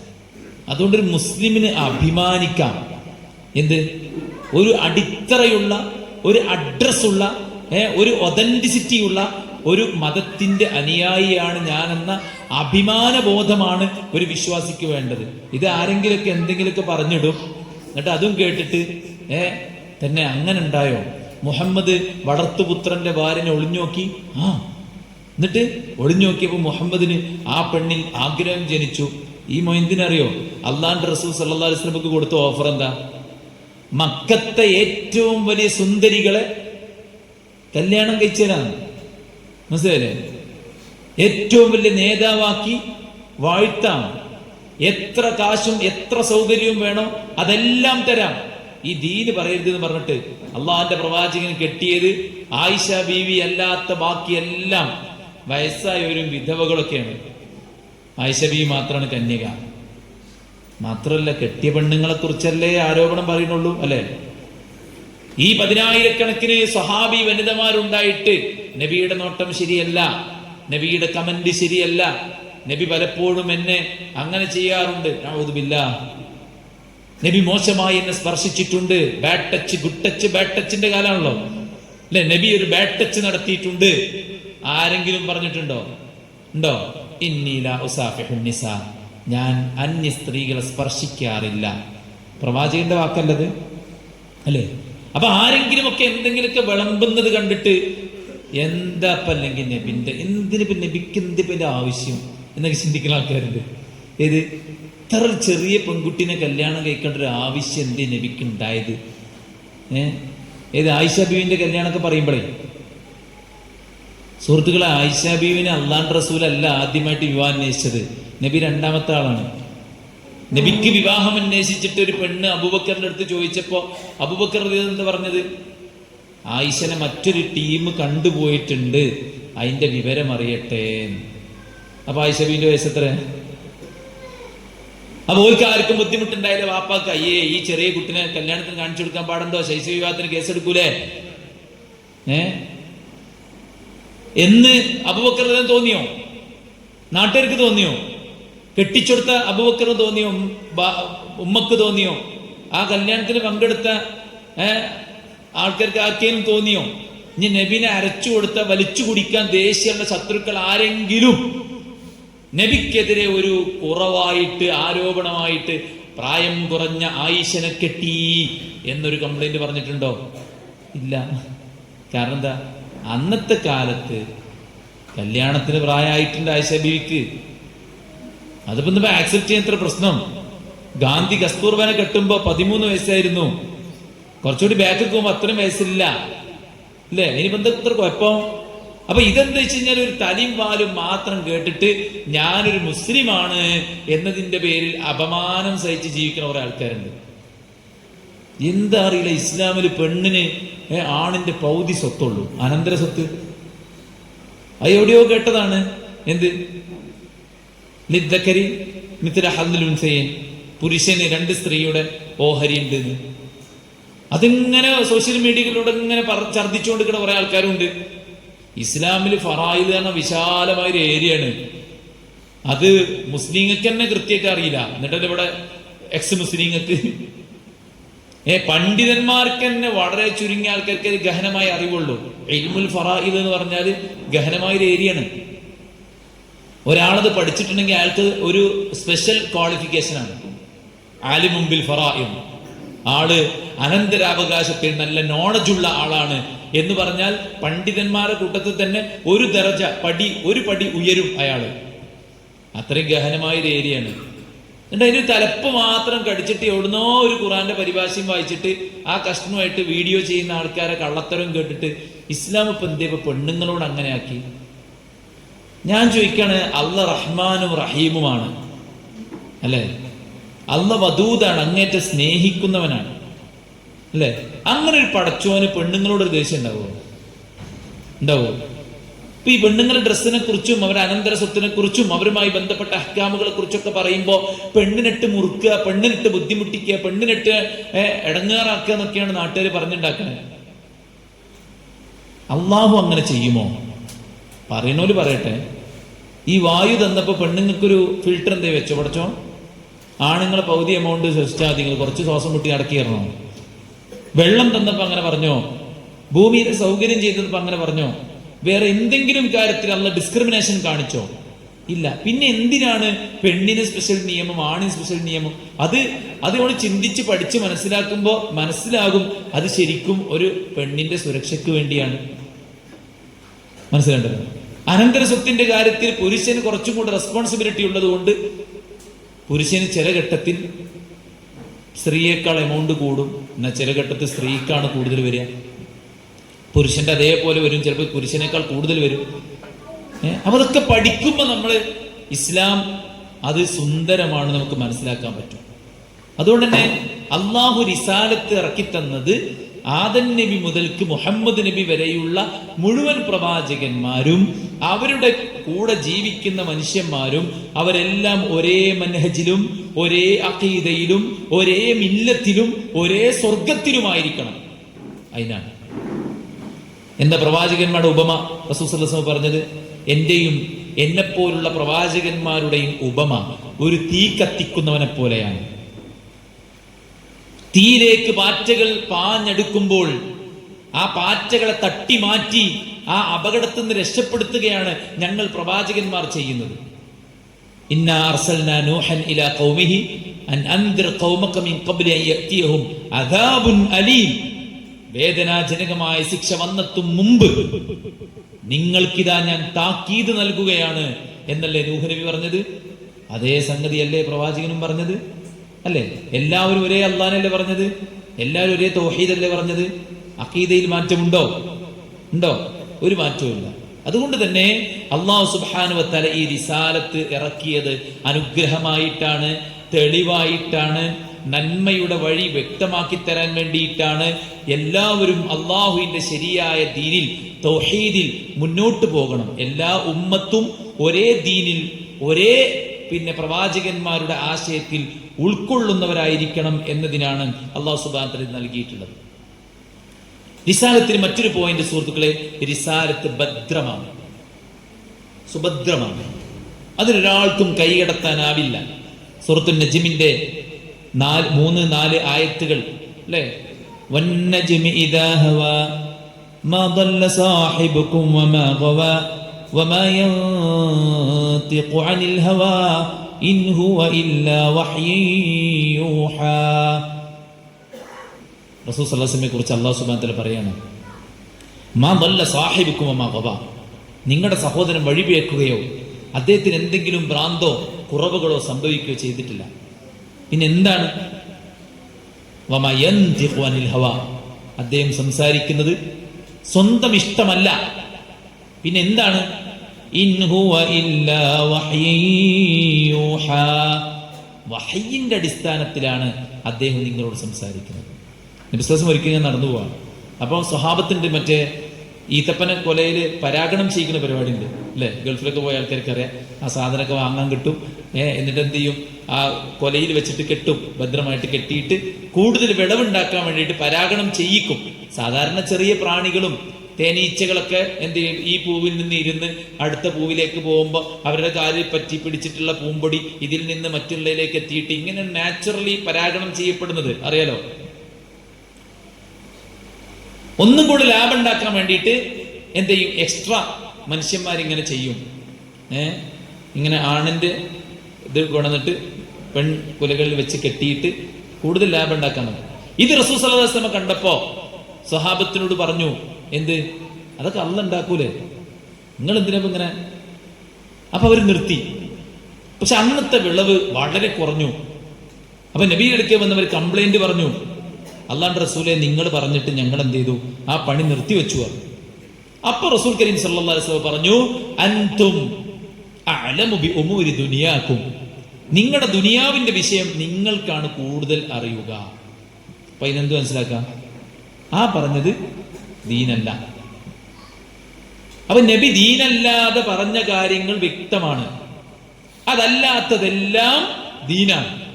ഒരു സഹാബി നബിയുടെ വാക്കുകളൊക്കെ എഴുതി വെക്കും. അപ്പൊ ഖുറൈശികൾ അദ്ദേഹത്തെ വിലക്കി. ഒരു മനുഷ്യൻ ദേഷ്യം പിടിച്ചിട്ടും സന്തോഷത്തിലൊക്കെ പലതും പറയില്ലേ, പിന്നെ എന്തിനാണ് അതൊക്കെ എഴുതി വെക്കുന്നത് എന്ന് ചോദിച്ചു. അപ്പൊ അദ്ദേഹം എന്ത് ചെയ്തു? പുസ്തകമൊക്കെ പൂട്ടി വെച്ചു. അപ്പൊ റസൂൽ കരീം സല്ലല്ലാഹു അലൈഹി വസല്ലം അദ്ദേഹത്തോട് ചോദിച്ചു, നിങ്ങൾ എന്താണ് എഴുതാത്തത്? അപ്പൊ അദ്ദേഹം പറഞ്ഞു, ഇങ്ങനെ ഖുറൈശികൾ എന്നെ വിലക്കി. അപ്പൊ പ്രവാചകൻ സല്ലല്ലാഹു അലൈഹി വസല്ലം പറഞ്ഞു, ഉക്തുബ്, താങ്കൾ എഴുതുക. മാ ഖറജ്തു മിൻഹു ഇല്ലൽ ഹഖ്. ഈ നബിന്റെ വായിലേക്ക് ചൂണ്ടിയിട്ട് പറഞ്ഞു, ഈ വായിൽ നിന്ന് സത്യമല്ലാതെ പുറത്തേക്ക് വരൂല. അപ്പൊ ദീനായിട്ട് പ്രവാചകൻ സല്ലല്ലാഹു അലൈഹി വസല്ലം പറയുന്നതൊക്കെയും വഹിയാണ്. ഖുർആൻ വഹിയാണ്, സംശയമില്ല. അതുകൊണ്ട് തന്നെ അവസാന കാലത്ത് ചില ആൾക്കാർ വരും, അവർ ചാരി ഇരുന്നിട്ട് പറയും, നമ്മുടെ കയ്യിൽ കിതാബുള്ളയുണ്ട്, അതിലെന്താണോ ഹലാൽ അത് നമുക്ക് ഹലാൽ, അതിലെന്താണോ ഹറാം അത് നമുക്ക് ഹറാം. അപ്പോ സുന്നത്തില്ലാന്ന്, ഖുർആൻ മാത്രം മതി. മനസ്സിലായില്ലേ? അതൊക്കെ നബി പ്രവചിച്ചു പോയിട്ടാണ് ഖുർആൻ സുന്നത്ത് സൊസൈറ്റിക്ക് ഉണ്ടായത്. ഖുർആൻ സുന്നത്ത് സൊസൈറ്റിന്ന് പേര് വെക്കുമ്പോഴേക്കും ഖുർആനും സുന്നത്തും ഉണ്ട്. അതിൽ സുന്നത്തില്ല, പേര് മാത്രമേ ഉള്ളൂ. സുന്നത്ത് വേണ്ടെന്ന് അതിന്റെ അർത്ഥം, ഖുർആൻ മാത്രം മതി. റസൂലുള്ള മുന്നറിയിപ്പ് നൽകിയിട്ടുണ്ട് ആൾക്കാരെ കുറിച്ച്. അവരെന്താ പറഞ്ഞത്? ഖുർആനിൽ എന്താണോ ഹലാല് അത് നമുക്ക് ഹലാല്, ഖുർആനിൽ എന്താണോ ഹറാമ് അത് നമുക്ക് ഹറാം. എന്നിട്ട് പ്രവാചകൻ സല്ലല്ലാഹു അലൈഹി വസല്ലം പറയാണ്, നിങ്ങൾ അറിയണം, ഞാൻ നിങ്ങൾക്ക് എന്താണോ ഹറാമാക്കിയത് അത് അല്ലാഹ് ഹറാമാക്കിയതിന് തുല്യമാണ്. മനസ്സിലായോ? നബി സല്ലല്ലാഹു അലൈഹി വസല്ലം സ്വഹാബത്തിനോട് ഒരു കാര്യം പറയുമ്പോ, നബിയെ ആയത്തെവിടെ ചോദിച്ചോണോ? സ്വഹാബത്ത് ചോദിച്ചോണോ? ഇല്ല. അവർ ചോദിച്ചിട്ടുണ്ട്, എന്ത്? നബിയെ വഹയ്യുണ്ടോ? ബദറിൽ ഇവിടെ തമ്പടിക്കാൻ അള്ളാന്റെ വഹയ്യുണ്ടോ? വഹയ്യുണ്ടെങ്കിൽ നോ കോംപ്രമൈസ്, അവിടെ തന്നെ നിൽക്കണം. നമുക്ക് ചിലപ്പോൾ ഇവിടെ നിന്നാ ഫെയിലാവുന്നൊക്കെ തോന്നുമെങ്കിലും വഹയ്യാണെങ്കിൽ അവിടെ തന്നെ നിൽക്കണം. കാരണം വഹയ്യ് പടച്ചോന്റെ അടുത്ത് നിന്നാണ്. പടച്ചോനെ ലോജിക്ക് പഠിപ്പിക്കാൻ, പടച്ചോനെ ശരി പഠിപ്പിക്കാൻ, പടച്ചോനെ നന്മ തിന്മ പഠിപ്പിക്കാൻ, പടച്ചോനെ റൈറ്റ് ആൻഡ് റോങ് പഠിപ്പിക്കാൻ ലോകത്തൊരാളുമില്ല. കാരണം പടച്ചോൻ തന്ന തലച്ചോറുകൊണ്ട് നമ്മൾ ചിന്തിക്കണം. തലച്ചോറ് തന്നോനെ തിരുത്താൻ മാത്രമുള്ള കപ്പാസിറ്റി ഈ തലച്ചോറിനില്ല. മനസ്സിലാണ്ടല്ലോ? അതുകൊണ്ട് സ്വഹാബത്ത് നബിയോട് വഹയ്യുണ്ടോ എന്ന് ചോദിച്ചിട്ടുണ്ട്. എന്നാൽ ഖുർആനിലായത്തോതി എന്നാലേ ഞങ്ങൾ സ്വീകരിക്കുണ്ടെന്ന് പറഞ്ഞിട്ടില്ല. അപ്പൊ ഖുർആൻ മാത്രമല്ല വഹയ്യ്, സുന്നത്തും വഹയ്യാണ്. സുന്നത്ത് വഹയ്യാണെന്ന് എവിടെയെങ്കിലും ഉണ്ടോ? ഖുർആനിലുണ്ടോ? ഖുർആനിലുണ്ട്. എന്താ ഖുർആനിലുള്ളത്? ഹുവല്ലദീ ബഅസ ഫിൽ ഉമ്മയ്യീന റസൂലൻ മിൻഹും യത്ലൂ അലൈഹിം ആയാതിഹി വയസക്കീഹിം വയുഅല്ലിമുഹുൽ കിതാബ വൽ ഹിക്മ വഇൻ കാനൂ മിൻ ഖബ്ലു ലഫീ ളലാലിൻ മുബീൻ. അൽ കിതാബും അൽ ഹിക്മത്തും. തഫ്സീർ എന്താ? അൽ കിതാബ് ഖുർആൻ, ഹിക്മത്തോ സുന്ന. ലാ തുഹർരിക് ബിഹി ലിസാനക ലിതഅജല ബിഹി ഇന്ന അലൈനാ ജംഅഹു വഖുർആന ഫഇദാ ഖറഅനാഹു ഫത്തബിഅ ഖുർആന ثم ഇന്ന അലൈനാ ബയാന. ഖുർആൻ ഇങ്ങനെ ജിബ്രീൽ ഓതി കൊടുക്കുമ്പോഴേ നബിക്ക് വ്യഗ്രതയായിരുന്നു. ഇങ്ങനെ വേഗം പഠിക്കാൻ വേണ്ടി പ്രവാചകനെ ധൃതി പിടിച്ചിട്ട് റിപ്പീറ്റ് ചെയ്യും. അപ്പൊ അല്ലാഹു സുബ്ഹാനഹു വ തആല പറഞ്ഞു, കേട്ടാ മതി, നിന്റെ മനസ്സിൽ ഞാനത് ഉറപ്പിച്ചു തരും. സുമ്മ ഇന്ന അലൈന ബയാന. ഈ ഓതിത്തെന്ന ഖുർആനിന്റെ വിശദീകരണം അതും ഞാൻ തന്നെ പറഞ്ഞു തരും. മനസ്സിലായില്ലേ? അപ്പൊ ഖുർആനിൽ തന്നെയുണ്ട് ഖുർആനിന് പുറമെ ഒരു ബയാൻ, ഒരു ഹിക്മത്ത് അള്ളാഹുവിന്റെ പ്രവാചകൻ നൽകപ്പെട്ടിട്ടുണ്ട്. അതെന്താണ്? അത് ഹദീസാണ്. അപ്പൊ ഖുർആനും ഹദീസും അള്ളാഹിന്റെ അടുത്ത് നിന്നുള്ള വഹയ്യാണ്. റസൂൽ സല്ലല്ലാഹു അലൈഹി വസല്ലം പറഞ്ഞിട്ടുണ്ട്, ജിബ്രീൽ വരും ഖുർആനും കൊണ്ട്. അതേപോലെ ജിബ്രീൽ വരും എന്തും കൊണ്ട്? ഹദീസും കൊണ്ട്. മനസ്സിലായില്ലേ? ഹദീസും കൊണ്ട് ജിബ്രീലും വരും. നിങ്ങൾ കേട്ടില്ലേ ജിബ്രീലിനോട് നബി സല്ലല്ലാഹു അലൈഹി വസല്ലം ചോദിക്കണ പല ചോദ്യങ്ങൾ കേട്ടില്ലേ? അതൊന്നും ഖുർആനിലില്ലല്ലോ. ഉണ്ടോ? ഖുർആനിലുണ്ടോ? ഇപ്പൊ ഖബർ ശിക്ഷ, ജിബ്രീലിന്റെ കൂടെ നബി പോയി പല കാഴ്ചകളും കണ്ടു. ഇപ്പൊ നമ്മൾ നിസ്കാരം ഉപേക്ഷിച്ചാൽ ഇന്ന കുറ്റമുണ്ട്, നിസ്കരിക്കാത്തവന്റെ തല പാറക്കല്ല് കൊണ്ട് ചതച്ചു പൊട്ടിക്കും. അത് ഏതായത്തിലുള്ളത്? അത് ഹദീസിലുള്ളത്. അതാരാ പറഞ്ഞെടുത്ത്? ജിബ്രീല പറഞ്ഞെടുത്ത് അല്ലേ? നമ്മൾ കേട്ടല്ലേ ചരിത്രം അല്ലേ? അപ്പൊ അങ്ങനെ ഓരോന്നും ജിബ്രീൽ അലൈഹി സ്വലാത്തു വസ്സലാം നബിക്ക് പറഞ്ഞു കൊടുക്കുമ്പോ അതാണ് പ്രവാചകൻ സല്ലല്ലാഹു അലൈഹി വസല്ലമ നമുക്ക് വിവരിച്ചു തന്നിട്ടുള്ളത്. അപ്പൊ ഖുർആനും വഹിയാണ്, ഹദീസും വഹിയാണ്. ഖുർആൻ ലോകാവസാനം വരെ ഞാൻ സംരക്ഷിക്കും എന്ന് പറഞ്ഞാൽ ഹദീസും സംരക്ഷിക്കും, ഖുർആനിന്റെയും ഹദീസിന്റെയും ഭാഷയാകുന്ന അറബിയും സംരക്ഷിക്കുന്നതിനർത്ഥം. നമ്മുടെ നാട്ടിൽ നിന്ന് സ്കൂളിൽ നിന്നൊക്കെ അറബി ഭാഷ എടുത്ത് ഒഴിവാക്കാം, എല്ലാ ലൈബ്രറിയിൽ നിന്നും ഖുർആൻ എടുത്ത് ഒഴിവാക്കാം, എല്ലാ പള്ളിയിൽ നിന്നും ഖുർആൻ എടുത്ത് ഒഴിവാക്കാം. എന്നാലും ഇവിടെ ഖുർആൻ ഉണ്ടാവും, അറബി ഉണ്ടാവും, ഹദീസും ഉണ്ടാവും. അത് അള്ളാന്റെ വാക്കാണ്. ഇന്നാ നഹ്നു നസ്സൽന ദിക്റ വ ഇന്നാ ലഹു ലഹാഫിദൂൻ. ഇതിനെ നാം സംരക്ഷിക്കും എന്ന് പറഞ്ഞാൽ ഖുർആനെ സംരക്ഷിക്കും, ഹദീസിനെ സംരക്ഷിക്കും. ഇനി നിങ്ങൾ നോക്കി, ഹദീസ് ഒരാള് അയാൾക്കും തോന്നുക ഒരു ഹദീസ് ഉണ്ടാക്കിയാലോ. ഇപ്പൊ എല്ലാവരും ഫാഷനും മോഡലും കോലൊക്കെ മാറിയല്ലോ, ഇപ്പൊ കല്യാണ സദസ്സൊക്കെ മാറി. അപ്പൊ ആ വൈബിനനുസരിച്ച് കുറച്ച് ഹദീസ് കണ്ടെത്തിയാലും എന്താവും? പാടാനും ചാടാനും, ലൈഫ് തുടങ്ങണ ആദ്യത്തെ ദിവസം തന്നെ ഓളൊന്ന് കറക്കാനും, ലൈഫ് മൊത്തം ഓളിട്ട് കറക്കാനുള്ളതാണ്. അപ്പൊ ആൾക്കാരൊക്കെ മുന്നിൽ നിർത്തിയാണ്ടൊന്ന് ഫസ്റ്റ് ആ സ്റ്റേജിൽ നിന്ന് കറക്കി അല്ലേ. അപ്പൊ അതൊക്കെ ഒന്ന് ഹദീസിന്റെ പിൻബലമുള്ളതാക്കിയാലോ. നബി ആയിഷ ബീവിനെ കെട്ടിയിട്ട് ആദ്യം കൊണ്ടുവന്നിട്ടൊന്ന് കറക്കി. അപ്പൊ സ്വഹാബത്ത് ചോദിച്ചു, നബി എന്താണ് കറക്കുന്നത്? ജീവിതം മുഴുവൻ എനിക്കോളെ കറക്കാനുള്ളതാണ്. അപ്പൊ ഒരു ഹദീസ്. ഇങ്ങനെ ഒരാൾക്കും ഹദീസ് ഉണ്ടാക്കാൻ കഴിയില്ല. ഇനി ഇല്ലാത്തൊരു ഹദീസ് ഉണ്ട് എന്ന് സ്ഥാപിക്കാനും കഴിയില്ല. ഉള്ള ഒരു ഹദീസ് എല്ലാവരും പാടെ കൂടിയിട്ട് ചർച്ച ചെയ്യാണ്. നമുക്കിപ്പത് ആ ഹദീസ് ഒരു സുഖല്ല, ആ ഹദീസ് നമ്മള് സ്വഹിയായി കഴിഞ്ഞാൽ ആകെ പ്രശ്നമാകും. ആ ഹദീസ് ഉണ്ടായ നമ്മളെങ്ങനെ മടവൂരികളെ അറിയാതെ ഒന്നും വരാം. ആ ഹദീസ് ഉണ്ടായിക്കഴിഞ്ഞാൽ പിന്നെ നമുക്ക് എങ്ങനെ സമൂഹത്തിൽ ഇറങ്ങാം, എങ്ങനെ വേറെല്ലോരെ ചേർത്ത് പിടിക്കാൻ പറ്റുക? അപ്പൊ ആ ഹദീസ് മാണ്ട, CM പറയണ്ട നീ മാണ്ട എന്ന് പറയാൻ കഴിയൂല.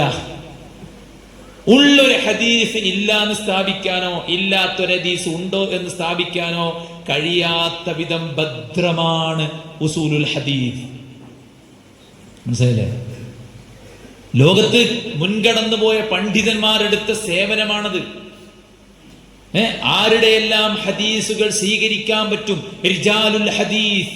അത് സിഖത്തായവർ സ്വീകരിക്കപ്പെട്ടവർ ആരൊക്കെയാണ്, സ്വീകരിക്കപ്പെടാത്തവർ ആരൊക്കെയാണെന്നത് വ്യക്തമായി പണ്ഡിതന്മാർ ഭദ്രമായി എഴുതി സൂക്ഷിച്ചു വെച്ചിട്ടുണ്ട്.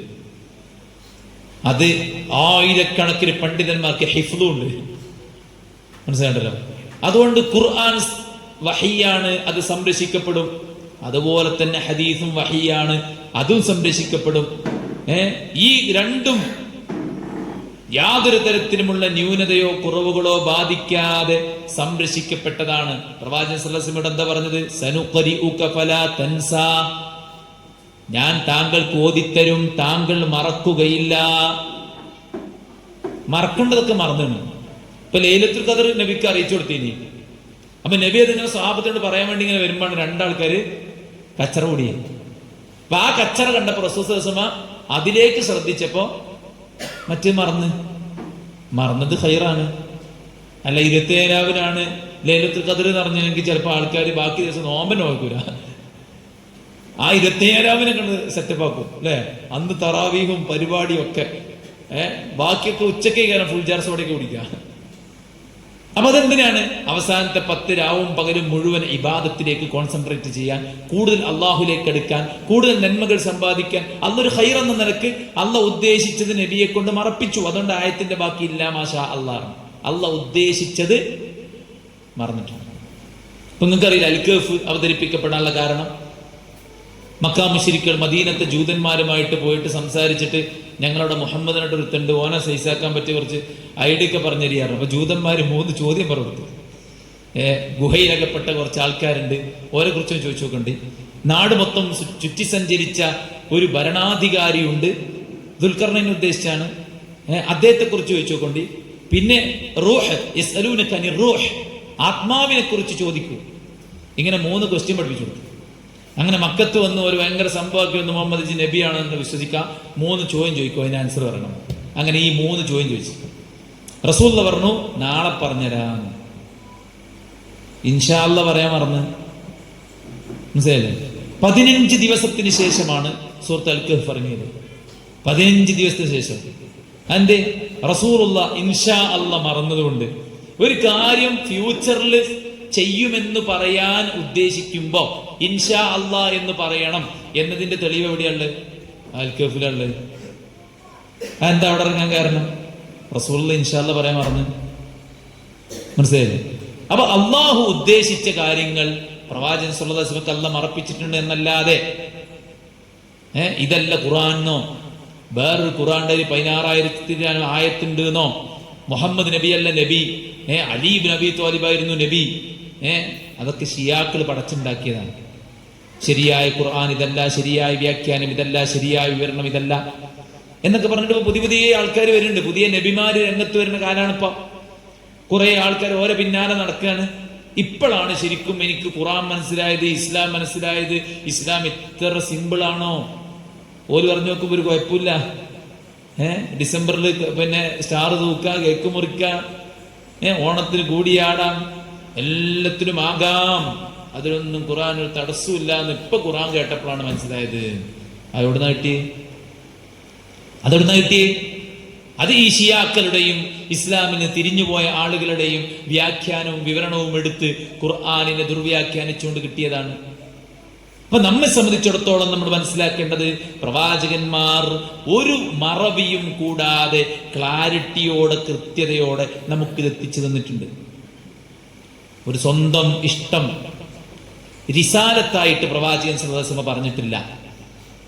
ഇപ്പൊ ഒരാൾ വന്ന് നബിയോട് ചോദിച്ചു, നബിയെ മതസ്സാഅ, എപ്പോഴാണ് റസൂലെ അന്ത്യദിനം? നബി മിണ്ടിയില്ല. കുറച്ചു നേരം കഴിഞ്ഞപ്പോ റസൂൽ ചോദിച്ചു, ഫൈന സാഇൽ, എവിടെ ചോദ്യകർത്താവ് ചോദിച്ചു. അപ്പൊ ആള് സദസ്സിന്റെ ബാക്കിൽ ഉണ്ടായിരുന്നു, ഞാൻ അവിടെ ഉണ്ടായിരുന്നു. അപ്പൊ റസൂൽ അദ്ദേഹത്തോട് ചോദിച്ചു, അന്ത്യദിനം എപ്പോൾ എന്നത് അവിടെ കട്ടെ, വമാദ അഅദതലഹ, നീ എന്താണ് അതിനു വേണ്ടി ഉണ്ടാക്കി വെച്ചത്?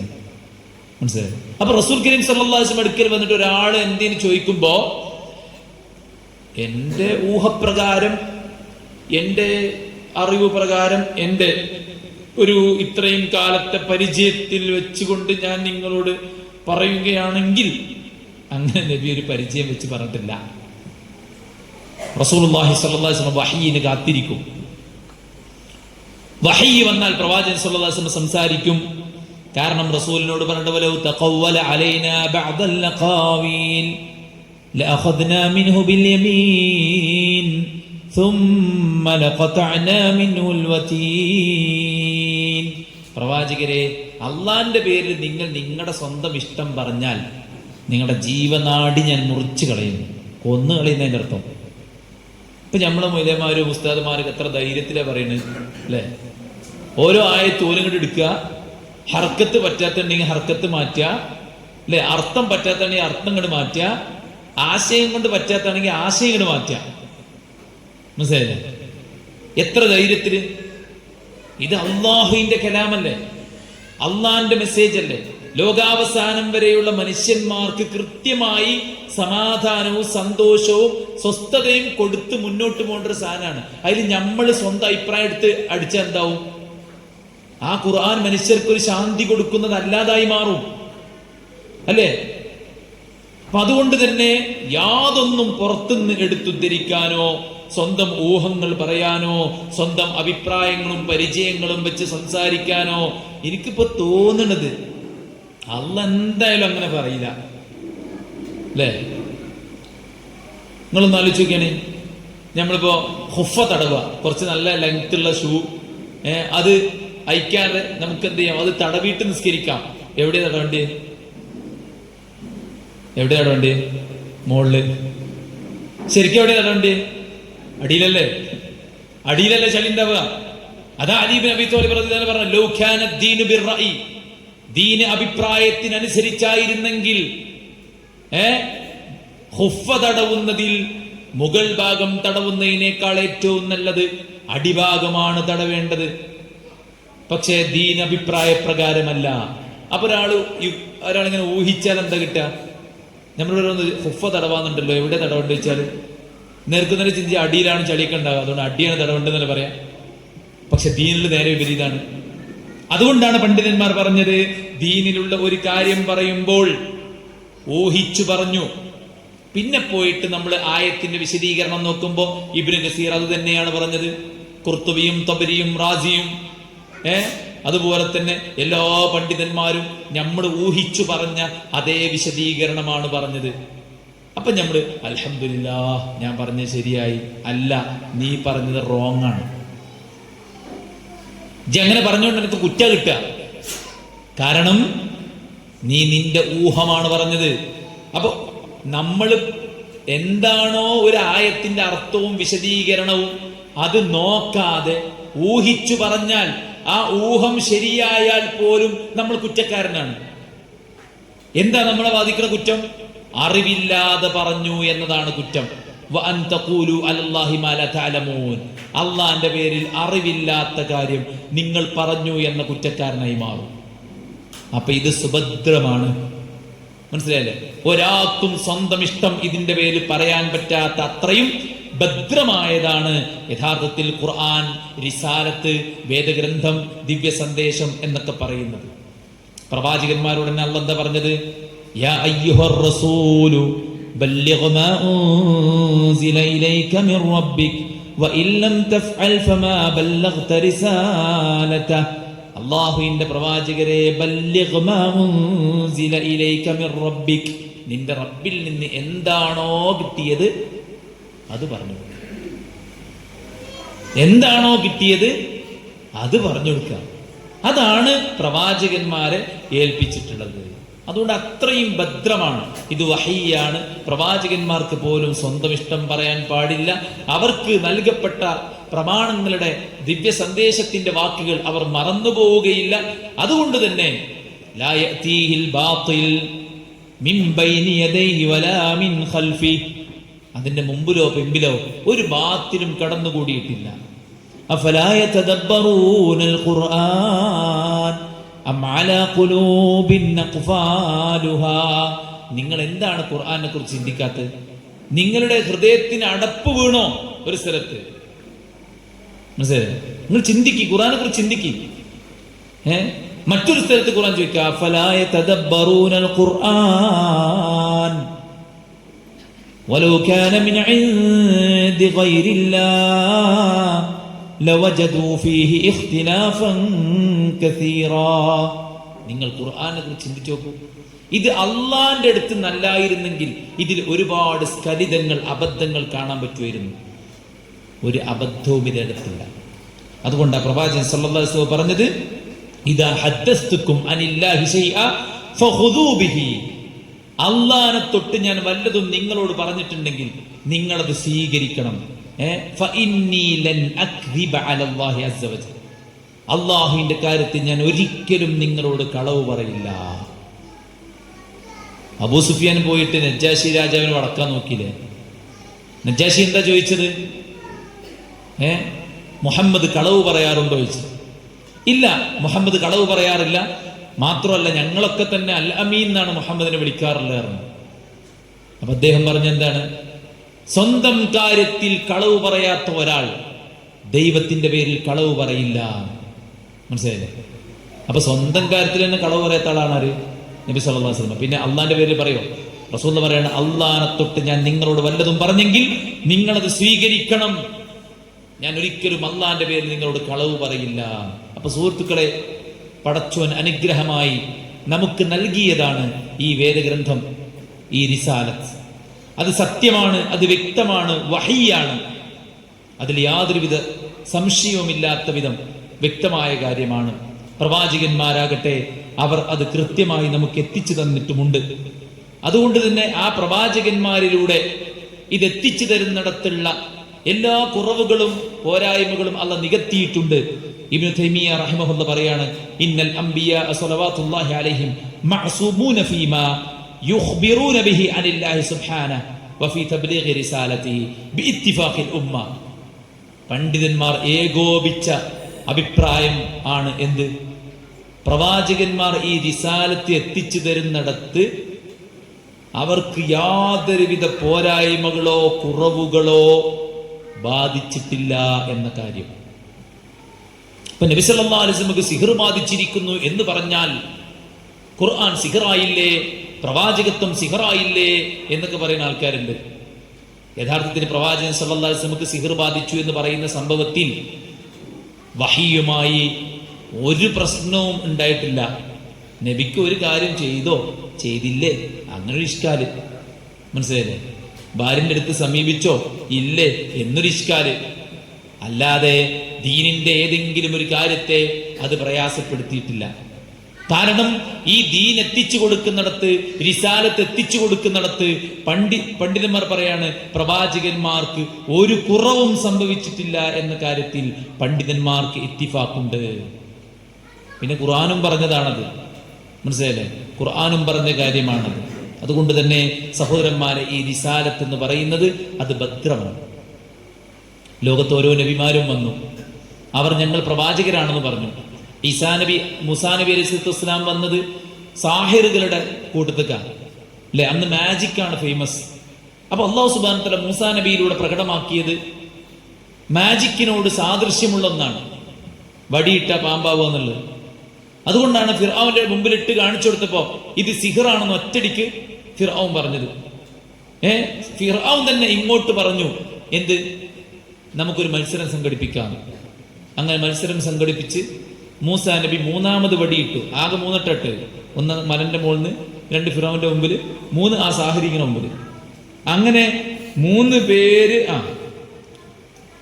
3 തവണ ഇട്ട, 3ാമത്തെ തവണ സാഹിറുകളുടെ മുമ്പിൽ ഇട്ടപ്പോ അവർ കൊണ്ടുവന്ന വടിയും കയറും ഒക്കെ കൂടെ തിന്ന് തീർത്തിട്ടാണ് ആ സർപ്പം തിരിച്ചുപോയത്. അവിടെ കൂടിയ മാജിക്കുകാർ, അവർക്കറിയാം എന്താണ് മാജിക്ക്, എങ്ങനെയാണ് മാജിക്ക്, എന്തൊക്കെയാണ് മാജിക്ക് എന്നൊക്കെ അവർക്കറിയാം. അതുകൊണ്ടാണ് ഇത് സംഭവിച്ച ഉടനെ അവർ സുജൂദിൽ വീണത്. ഫിർഔൻ അവർക്ക് പേടിയാണ്.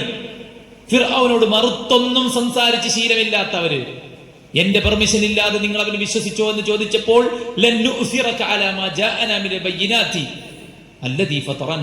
ഞങ്ങളെ സൃഷ്ടിച്ച പടച്ചോന്റെ അടുത്തുനിന്ന് ഞങ്ങൾക്ക് വ്യക്തമായ തെളിവ് വന്നെത്തിയാൽ ഫിർഔൻ, ഞങ്ങൾ നിങ്ങളെ പരിഗണിക്കുകയില്ല എന്ന് പറയാൻ കാരണം എന്താ?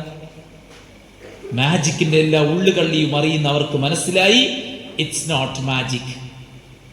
മനസ്സിലായില്ലേ? അപ്പൊ പ്രവാചകന്മാർ, അവർ പ്രവാചകന്മാരാണ് എന്നതിനുള്ള തെളിവുകളായിട്ട് അള്ളാഹ് സ്ഥാപിച്ചതൊക്കെ തെളിയിക്കപ്പെട്ട കാര്യമാണ്.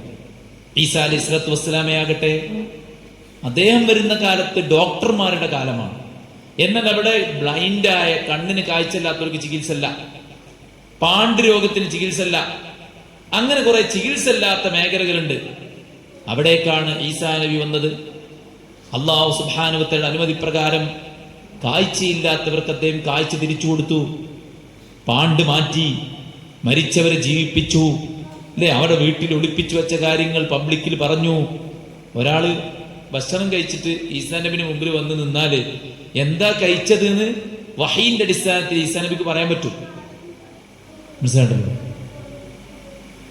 അതെന്തേ?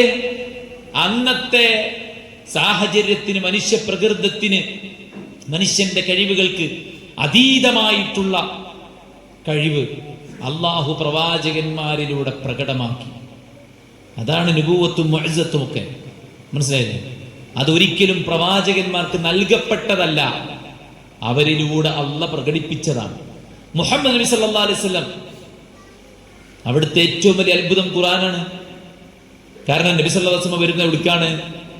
അറബി ഭാഷാ സാഹിത്യ രംഗത്ത് ഏറെ മുന്നോട്ട് പോയ കാലഘട്ടത്തിലേക്കാണ് മഹാനായ പ്രവാചകൻ മുഹമ്മദ് മുസ്തഫ സല്ലല്ലാഹു അലൈഹി വസല്ലം വരുന്നത്. അല്ലേ? മുഅല്ലഖാത്തുകൾ, കവിതകൾ എഴുതിയിട്ട് കഅബാലയത്തിൽ തൂക്കിയിട്ടിരുന്നു. നമ്മളൊക്കെ ദീൻ പഠിക്കാൻ അറബി കോളേജിൽ കയറി ചെന്നപ്പോൾ ആദ്യത്തെ കൊല്ലം തന്നെ പഠിച്ചത് ഉംറു കേസിന്റെ തോന്നിയാസൊക്കെ. അറബി കോളേജ് പറയാൻ വെച്ചാൽ യൂണിവേഴ്സിറ്റിന്റെ സിലബസ് ആണ്. മുഅല്ലഖാത്ത് എന്നതിന് പറയാം. മുഅല്ലഖാത്ത് എന്നാൽ കഅബയിൽ ഞാൻ തോന്നിയാസൊക്കെ തൂക്കിയിട്ടില്ലേ. പക്ഷെ ഇപ്പോഴും ഭാഷ പഠിക്കാൻ, അദബ് പഠിക്കാൻ അവലംബിക്കുന്നത് ആ ജാഹിലിയ കവികളുടെ കവിതകളാണ്. അത്രയും ഗഹനമായ സാഹിത്യമാണ് ഇതിനകത്തുള്ളത്. മനസ്സിലായില്ലേ? അതിന് മുന്നിലേക്കാണ് അള്ളാഹു ഖുർആനുമായിട്ട് പ്രവാചകനെ പറഞ്ഞയച്ചത്. സുഹൃത്തുക്കൾ, നമ്മുടെ പരിപാടിയുടെ ഒരു കളക്ഷൻ ഇവിടെ നിങ്ങളുടെ മുമ്പിലൂടെ വരുന്നുണ്ട്. അപ്പൊ ഇതിന് എത്രയാണോ ചെലവ് അത് ഈ സദസ്സിൽ തന്നെ കിട്ടണം ഇൻഷാ അല്ലാഹ്. അപ്പൊ പരമാവധി ആളുകൾ എന്ത് ചെയ്യുക, അതിലേക്ക് സംഭാവന ചെയ്യുക. നമ്മൾ ക്ലാസ് കേൾക്കുക എന്നുള്ളത് മാത്രമല്ല, അതിൻ്റെ കൂടെ ഇങ്ങനെ കുറെ നന്മകൾ കൂടെ ചെയ്യാൻ നമുക്ക് അവസരമായിട്ട് കാണാം. ഇപ്പൊ നബി സല്ലല്ലാഹു അലൈഹി വസല്ലം ഖുർആൻ ഓതിയപ്പോ അവരാദ്യം എന്താ പറഞ്ഞ്? കവിതയാണ്, അല്ലേ, പാട്ടാണ്, മുഹമ്മദ് കവിയാണ്, ഖുർആൻ കവിതയാണ്, പ്രവചനങ്ങളുള്ളതുകൊണ്ട് ജ്യോത്സ്യന്റെ വാക്കാണ്, അങ്ങനെ പലതും പറഞ്ഞു. പണ്ടത്തെ കഥകളൊക്കെ ഉള്ളതുകൊണ്ട് പഴംപുരാണമാണ്, അങ്ങനെ പലതും അവർ പറഞ്ഞു. അങ്ങനെയൊക്കെ പറഞ്ഞവരോട് ഖുർആൻ വെല്ലുവിളിച്ചു. എന്താ വെല്ലുവിളിച്ചത്? നിങ്ങൾക്കിത് സംശയമുണ്ടെങ്കിൽ കൊണ്ടുവരൂ ഇതുപോലത്തെ ഒരു ഖുർആൻ. അപ്പോൾ ഓർക്കതിന് പറ്റിയില്ല. എന്നാൽ നിങ്ങൾ ഒരു ഖുർആൻ കൊണ്ടുവരണ്ട, നിങ്ങൾ 10 ചാപ്റ്റർ ഉണ്ടെന്നാൽ മതി. അതിനും പറ്റിയില്ല. അപ്പൊ അള്ളാഹ് ഒന്നും കൂടി ലഘൂകരിച്ചു. എന്താ ലഘൂകരിച്ചത്? ഈ ഖുർആൻ ഉള്ളതുപോലത്തെ ഒരു സൂറത്തിൽ കൊടുക്കും, ഒരു സൂറത്ത്. ഇന്ന ആതിനാക്കൽ കൗസർ ഫസല്ലി ലിറബ്ബിക വൻഹർ ഇന്ന ശാനിഅക ഹുവൽ അബ്തർ. ഖുർആനിൽ സൂറത്താണ്. അതുപോലത്തെ ഒരു ചെറിയ സൂറത്തുകൾ കൊണ്ടുവന്നാൽ മതി. അവർക്ക് കൊണ്ടുവരാൻ പറ്റിയില്ല. അപ്പോൾ ഈ റിസാലത്ത്, നുബൂവത്ത്, മുഅജ്സത്ത് എന്നൊക്കെ പറയുന്നത് മനുഷ്യരുടെ കഴിവിന്, സൃഷ്ടികളുടെ കഴിവിന് അതീതമായിട്ടുള്ള കഴിവുകൾ പ്രവാചകന്മാരിലൂടെ അല്ലാഹു സുബ്ഹാനഹു വ തആല പ്രകടിപ്പിക്കുകയാണ്. അതിലൂടെ അല്ലാഹ് സ്ഥാപിക്കണം എന്താ? അള്ളാന്റെ കുദറത്താണ്, ഈ പ്രവാചകന്മാരുടെ സത്യതയാണ്, ഈ വേദഗ്രന്ഥങ്ങളുടെ സത്യതയാണ്. അതിനേക്കാൾ ഉപരി ആ വേദഗ്രന്ഥങ്ങളുടെ ഉള്ളടക്കത്തിനകത്തുള്ള സത്യതയാണ്. ഖുർആൻ എന്താണുള്ളത്?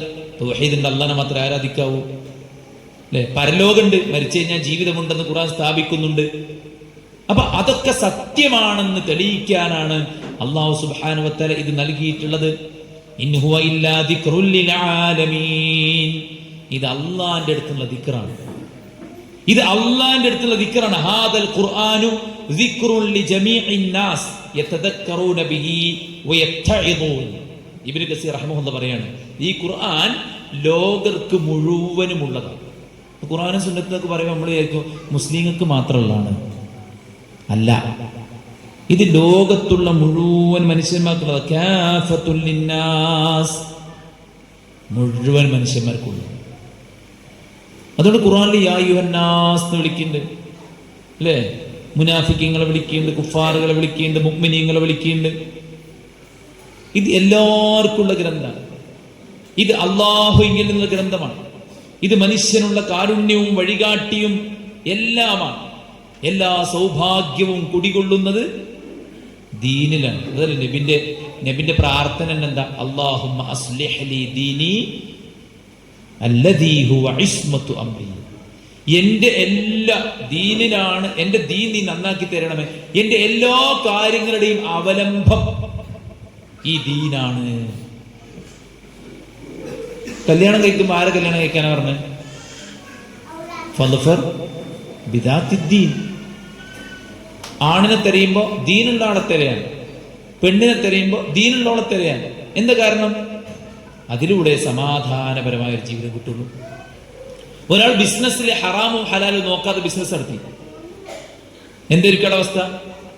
ആള് പൊട്ടിപ്പാളീസായി, ഉള്ള സമാധാനം നഷ്ടപ്പെട്ടു പോകുന്ന സാഹചര്യം ഉണ്ടാവും, അല്ലെ? അപ്പൊ ജീവിതത്തിലുടനീളം നമുക്ക് സമാധാനവും സന്തോഷവും സ്വസ്ഥതയും, അല്ലേ? ഇപ്പോ പലപ്പോഴും ഇപ്പൊ വേഷത്തെ കുറിച്ച് പറയുമ്പോൾ ഒരു ഇഷ്ടപ്പെട്ട വേഷം ധരിച്ചൂടെ എന്ന് പലപ്പോഴും ചോദിക്കാറുണ്ട്. ഞാൻ ചോദിക്കട്ടെ, ഒരു പെണ്ണ് ഒരു റോഡ് സൈഡിൽ ഇങ്ങനെ ബസ് വെയിറ്റ് ചെയ്തുകൊണ്ടിരിക്കുക, ആ പെണ്ണ് ഒരു ഇസ്ലാമിക വേഷമാണ് ധരിച്ചതെങ്കിൽ ആ പെണ്ണിനെ ആരെയും നോക്കൂ? എന്നാൽ ആ പെണ്ണ് തന്റെ ശരീരത്തോട് ഒട്ടി നിൽക്കുന്ന വസ്ത്രം ഇഞ്ചോടിഞ്ച് അളവെടുത്ത് കറക്റ്റ് സൈസിൽ അടിച്ച് അത് ശരീരത്തിലേക്ക് വലിച്ചു കയറ്റി റോഡ് സൈഡിൽ നിൽക്കുമ്പോൾ അതിൽ പോണ മുഴുവൻ ആൾക്കാർ നോക്കും. അപ്പൊ പറയും നോക്കുന്ന ആൾക്കാരെ കുഴപ്പമില്ലേ? നോക്കുന്ന ആൾക്കാർക്ക് കുഴപ്പമുണ്ട്, പക്ഷെ നോക്കുന്ന ആൾക്ക് മാത്രമല്ല കുഴപ്പം. ഒരു നാട്ടില്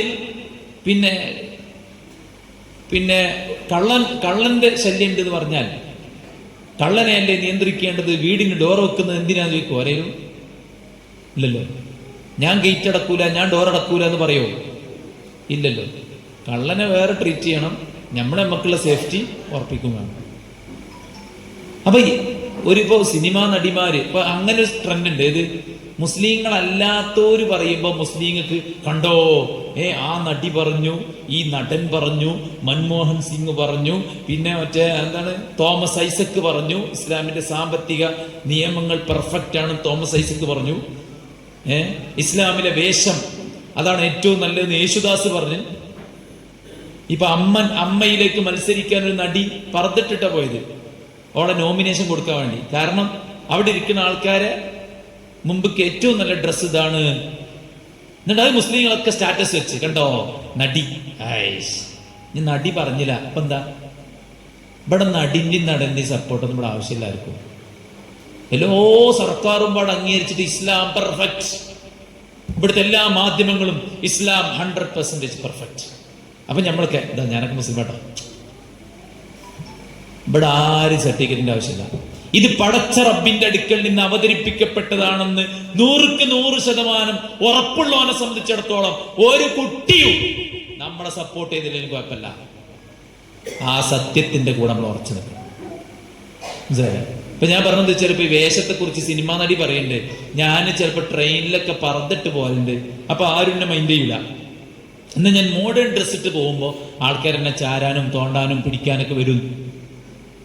അപ്പൊ അതെന്താണ്, അതൊരു നാച്ചുറലാണ്. അപ്പൊ അത് കണ്ടറിഞ്ഞിട്ടാണ് അല്ലാഹു സുബ്ഹാനഹു വ തആല നമുക്ക് സേഫായി ജീവിക്കാൻ ആളുകൾ കണ്ണുവെച്ച് ടാർഗറ്റ് ചെയ്ത് എങ്ങനെയെങ്കിലും സ്വന്തമാക്കണമെന്ന് പദ്ധതി മെനഞ്ഞ് നമ്മളെ ട്രാപ്പിലാക്കാനൊന്നും ശ്രമിക്കാതെ നമ്മൾ ആരും മൈൻഡ് ചെയ്യാത്ത നമ്മൾ സേഫാണ്. അതിനാണ് ഇസ്ലാം വളരെ കൃത്യമായ നിയമങ്ങൾ വെച്ചത്. ഏത് നിയമം എടുത്തു നോക്കിക്കഴിഞ്ഞാലും നമുക്ക് സമാധാനവും സന്തോഷവും മാത്രമേ കിട്ടുള്ളൂ. അതുകൊണ്ടാ ഖുർആൻ പറഞ്ഞത് എന്ത് ഫമൻ ഇത്തബഅ ഹുദായ ഫലാ യദില്ലു വലാ യശ്ഖാ. എന്റെ അടുത്തുനിന്ന് കിട്ടിയ ഗൈഡൻസ്. ഇപ്പൊ ഇന്നത്തെ സമൂഹത്തിനെ ബാധിച്ച വലിയ പ്രശ്നം എന്താ വെച്ചാൽ നമ്മളെന്താ പറയാറ്, അള്ളാന്റെ ഗൈഡൻസ് ഒഴിവാക്കി. അതാ അള്ളാന്റെ ഗൈഡൻസ് ഒഴിവാക്കിയതാണ് ഇന്നത്തെ സൊസൈറ്റി വ്യക്തി ജീവിതത്തിൽ, കുടുംബ ജീവിതത്തിൽ, സാമൂഹിക ജീവിതത്തിൽ ഒക്കെ അനുഭവിക്കുന്ന പ്രശ്നം. ഇപ്പൊ നിങ്ങളുണ്ട്, ഒരു പെൺകുട്ടി കൊല ചെയ്യപ്പെട്ടു പറഞ്ഞു, പത്രത്തിൽ വായിച്ചത് നിങ്ങള്. പിന്നെ പിറ്റത്തെ ദിവസം ഓളെ കാമുകനെ പിടികൂടി. എന്താ ഇതൊക്കെ സിനിമയിൽ പോലും അങ്ങനത്തെ ഒന്നും കേട്ടില്ലായിരുന്നു മുമ്പൊന്നും, അല്ലേ?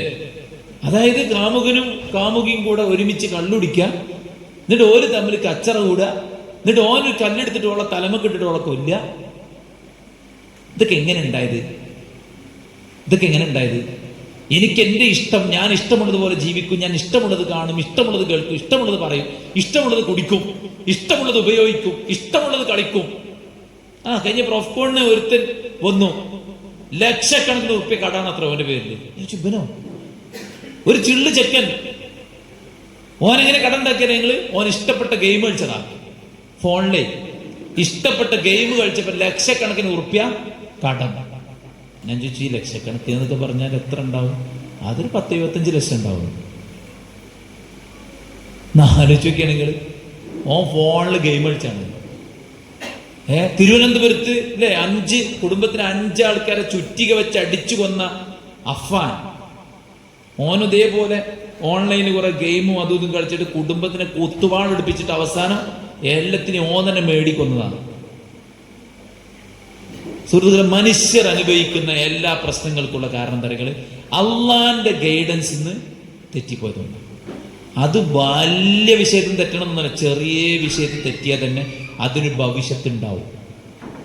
ഇബ്നു ഖയ്യിം റഹിമഹുല്ലാ അദ്ദേഹത്തിന്റെ അദ്ദാഉ വദ്ദവാ എന്ന കിതാബിൽ പറയുന്നുണ്ട്, ഒരു മനുഷ്യൻ അള്ളാഹുവിന്റെ കൽപ്പനയെ അവോയ്ഡ് ചെയ്ത് മുന്നോട്ട് പോയാൽ അയാൾക്ക് എന്തെല്ലാം പ്രശ്നങ്ങൾ ബാധിക്കുന്നു എണ്ണി എണ്ണി എണ്ണി എണ്ണി പറയുന്നുണ്ട്. അവിടെ കുറെ പണ്ഡിതന്മാരെ ഉദ്ധരണിക്ക് പറയുന്നുണ്ട്. ഒരു പണ്ഡിതൻ പറയുന്നുണ്ട്, ഞാൻ അള്ളാഹുവിന്റെ കൽപ്പന എപ്പോഴെങ്കിലുമൊക്കെ മാറ്റി വെച്ചിട്ടുണ്ടെങ്കിൽ അതിൻ്റെ പരിക്ക് ഒന്നില്ലെങ്കിൽ എൻ്റെ ഇണയിൽ, അല്ലെങ്കിൽ എൻ്റെ മക്കളിൽ, അല്ലെങ്കിൽ എൻ്റെ ജോലിക്കാരിൽ, അല്ലെങ്കിൽ എൻ്റെ വാഹനത്തിൽ, ഏതെങ്കിലുമൊക്കെ നിലക്ക് അതിൻ്റെ ഒരു പരിക്ക് എനിക്ക് അനുഭവിക്കേണ്ടി വന്നിട്ടുണ്ട്.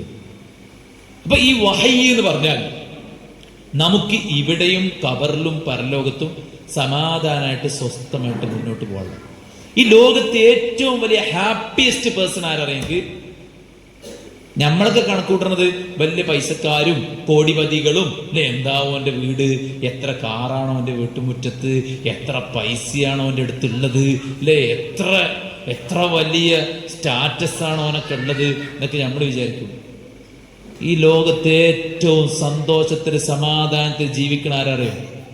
അള്ള പറഞ്ഞ പോലെ അതിൽ അണുകിട വ്യതിചലിക്കാതെ മുന്നോട്ട് പോകുന്ന ഒരു മുഅ്മിനാണ്. മനസ്സിലായോ?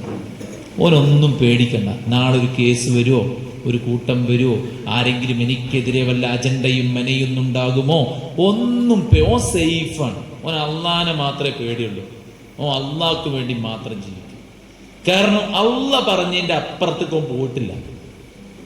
ഇപ്പൊ നമ്മൾ ഈ റിസാലത്ത് ആഖിറത്ത് എന്നൊക്കെ പറയുമ്പോൾ അതൊക്കെ വെറും കേൾക്കാനുള്ള കുറെ നോളജ് ഡെലിവർ ചെയ്ത് പോവാന്നുള്ളതല്ല. മറിച്ച് ഈ പ്രമാണം സത്യമാണെന്നും വഹിയാണെന്നും അത് കൃത്യവും വ്യക്തവുമാണ് എന്നും മനസ്സിലായി കഴിഞ്ഞാൽ പിന്നെ അതെന്താണോ പറയുന്നത് അതുപോലെ ജീവിക്കുക എന്നുള്ളതാണ്. ഫബശ്ശിർ ഇബാദ് الذين يستمعون القول فيتبعون أحسنه أولئك الذين هداهم الله وأولئك هم أولو الألباب. എൻ്റെ ദാസന്മാർക്ക് നീ സന്തോഷ വാർത്ത അറിയിക്കാൻ. എന്താ അവിടെ പ്രത്യേകത?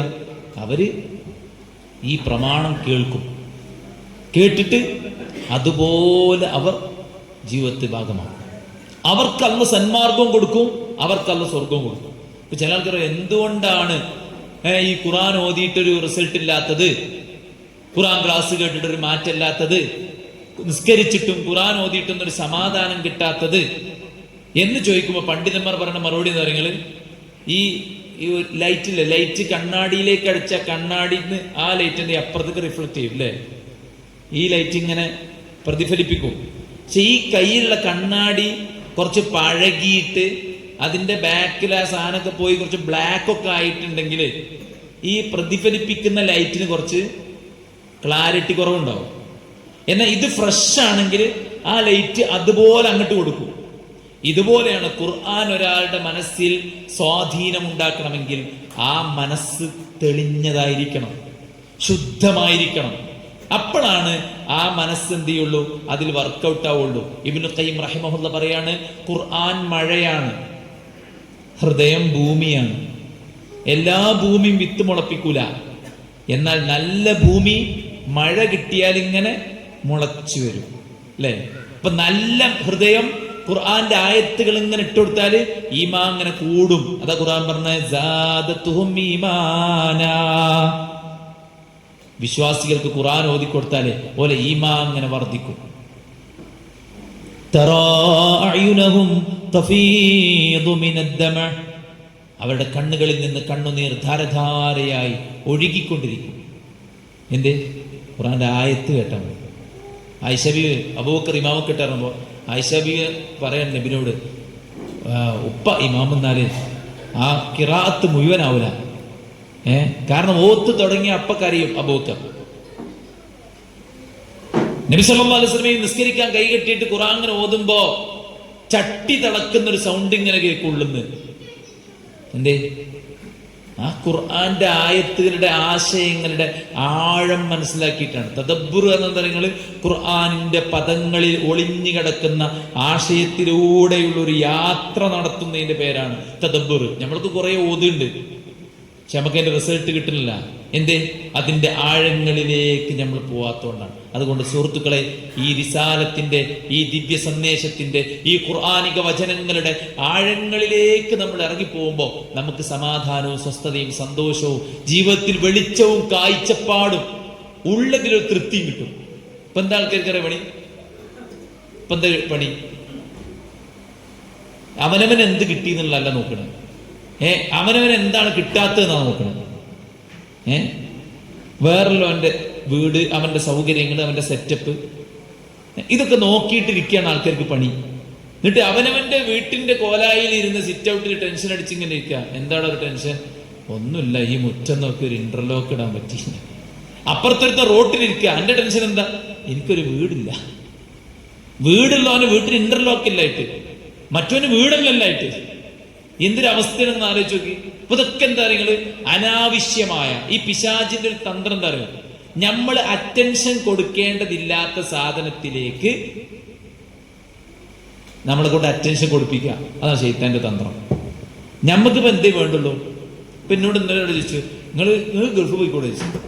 ഞാൻ പറഞ്ഞു എനിക്ക് വീടുണ്ട്, അൽഹംദുലില്ലാ, എനിക്ക് മക്കളുണ്ട്, എനിക്ക് വാഹനമുണ്ട്. ഇനി എന്തിനു വീട്ടിൽ പോണേ? നിന്റെ മക്കൾക്ക് അല്ലാഹു സുബ്ഹാനഹു വ തആല എനിക്കും എന്റെ മക്കൾക്ക് ആഫിയത്ത് തന്നാൽ മക്കളെ ഫീസ് അടക്കാനും ഭക്ഷണം കൊടുക്കാനും ഉള്ള സൗകര്യം പോലെ എനിക്ക് അതിന്റെ നാട്ടിൽ തന്നെ ജീവിക്കാനുള്ള മാർഗങ്ങൾ ഉണ്ടായ പോലെ. അപ്പൊ ശരിക്കും എന്താ വെച്ച് കഴിഞ്ഞാൽ ആളുകൾക്ക് എത്ര കിട്ടിയാലും തികയാത്തൊരവസ്ഥയാണെന്നുള്ളത്.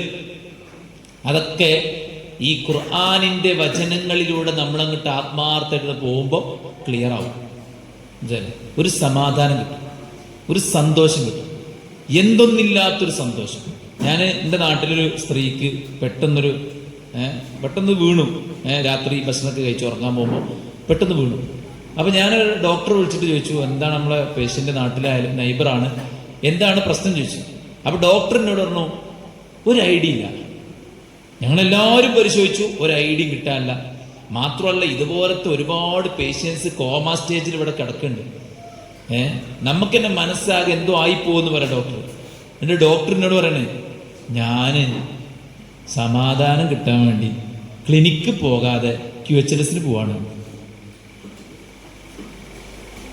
ക്ലിനിക്ക് പോയാൽ നിങ്ങൾക്ക് അറിയാലോ, ഒരു ഈവനിങ് കൺസൾട്ടിങ് നടത്തിയാൽ 100 പേഷ്യന്റിൽ നിന്ന് 350 ഉറുപ്പിക എത്ര പേ ആലോചിച്ച് നോക്കി.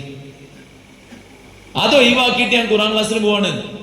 അതെന്തേ? ഖുർആൻ കേൾക്കുമ്പോൾ സമാധാനവും സന്തോഷവും ഒക്കെ കിട്ടുന്നു.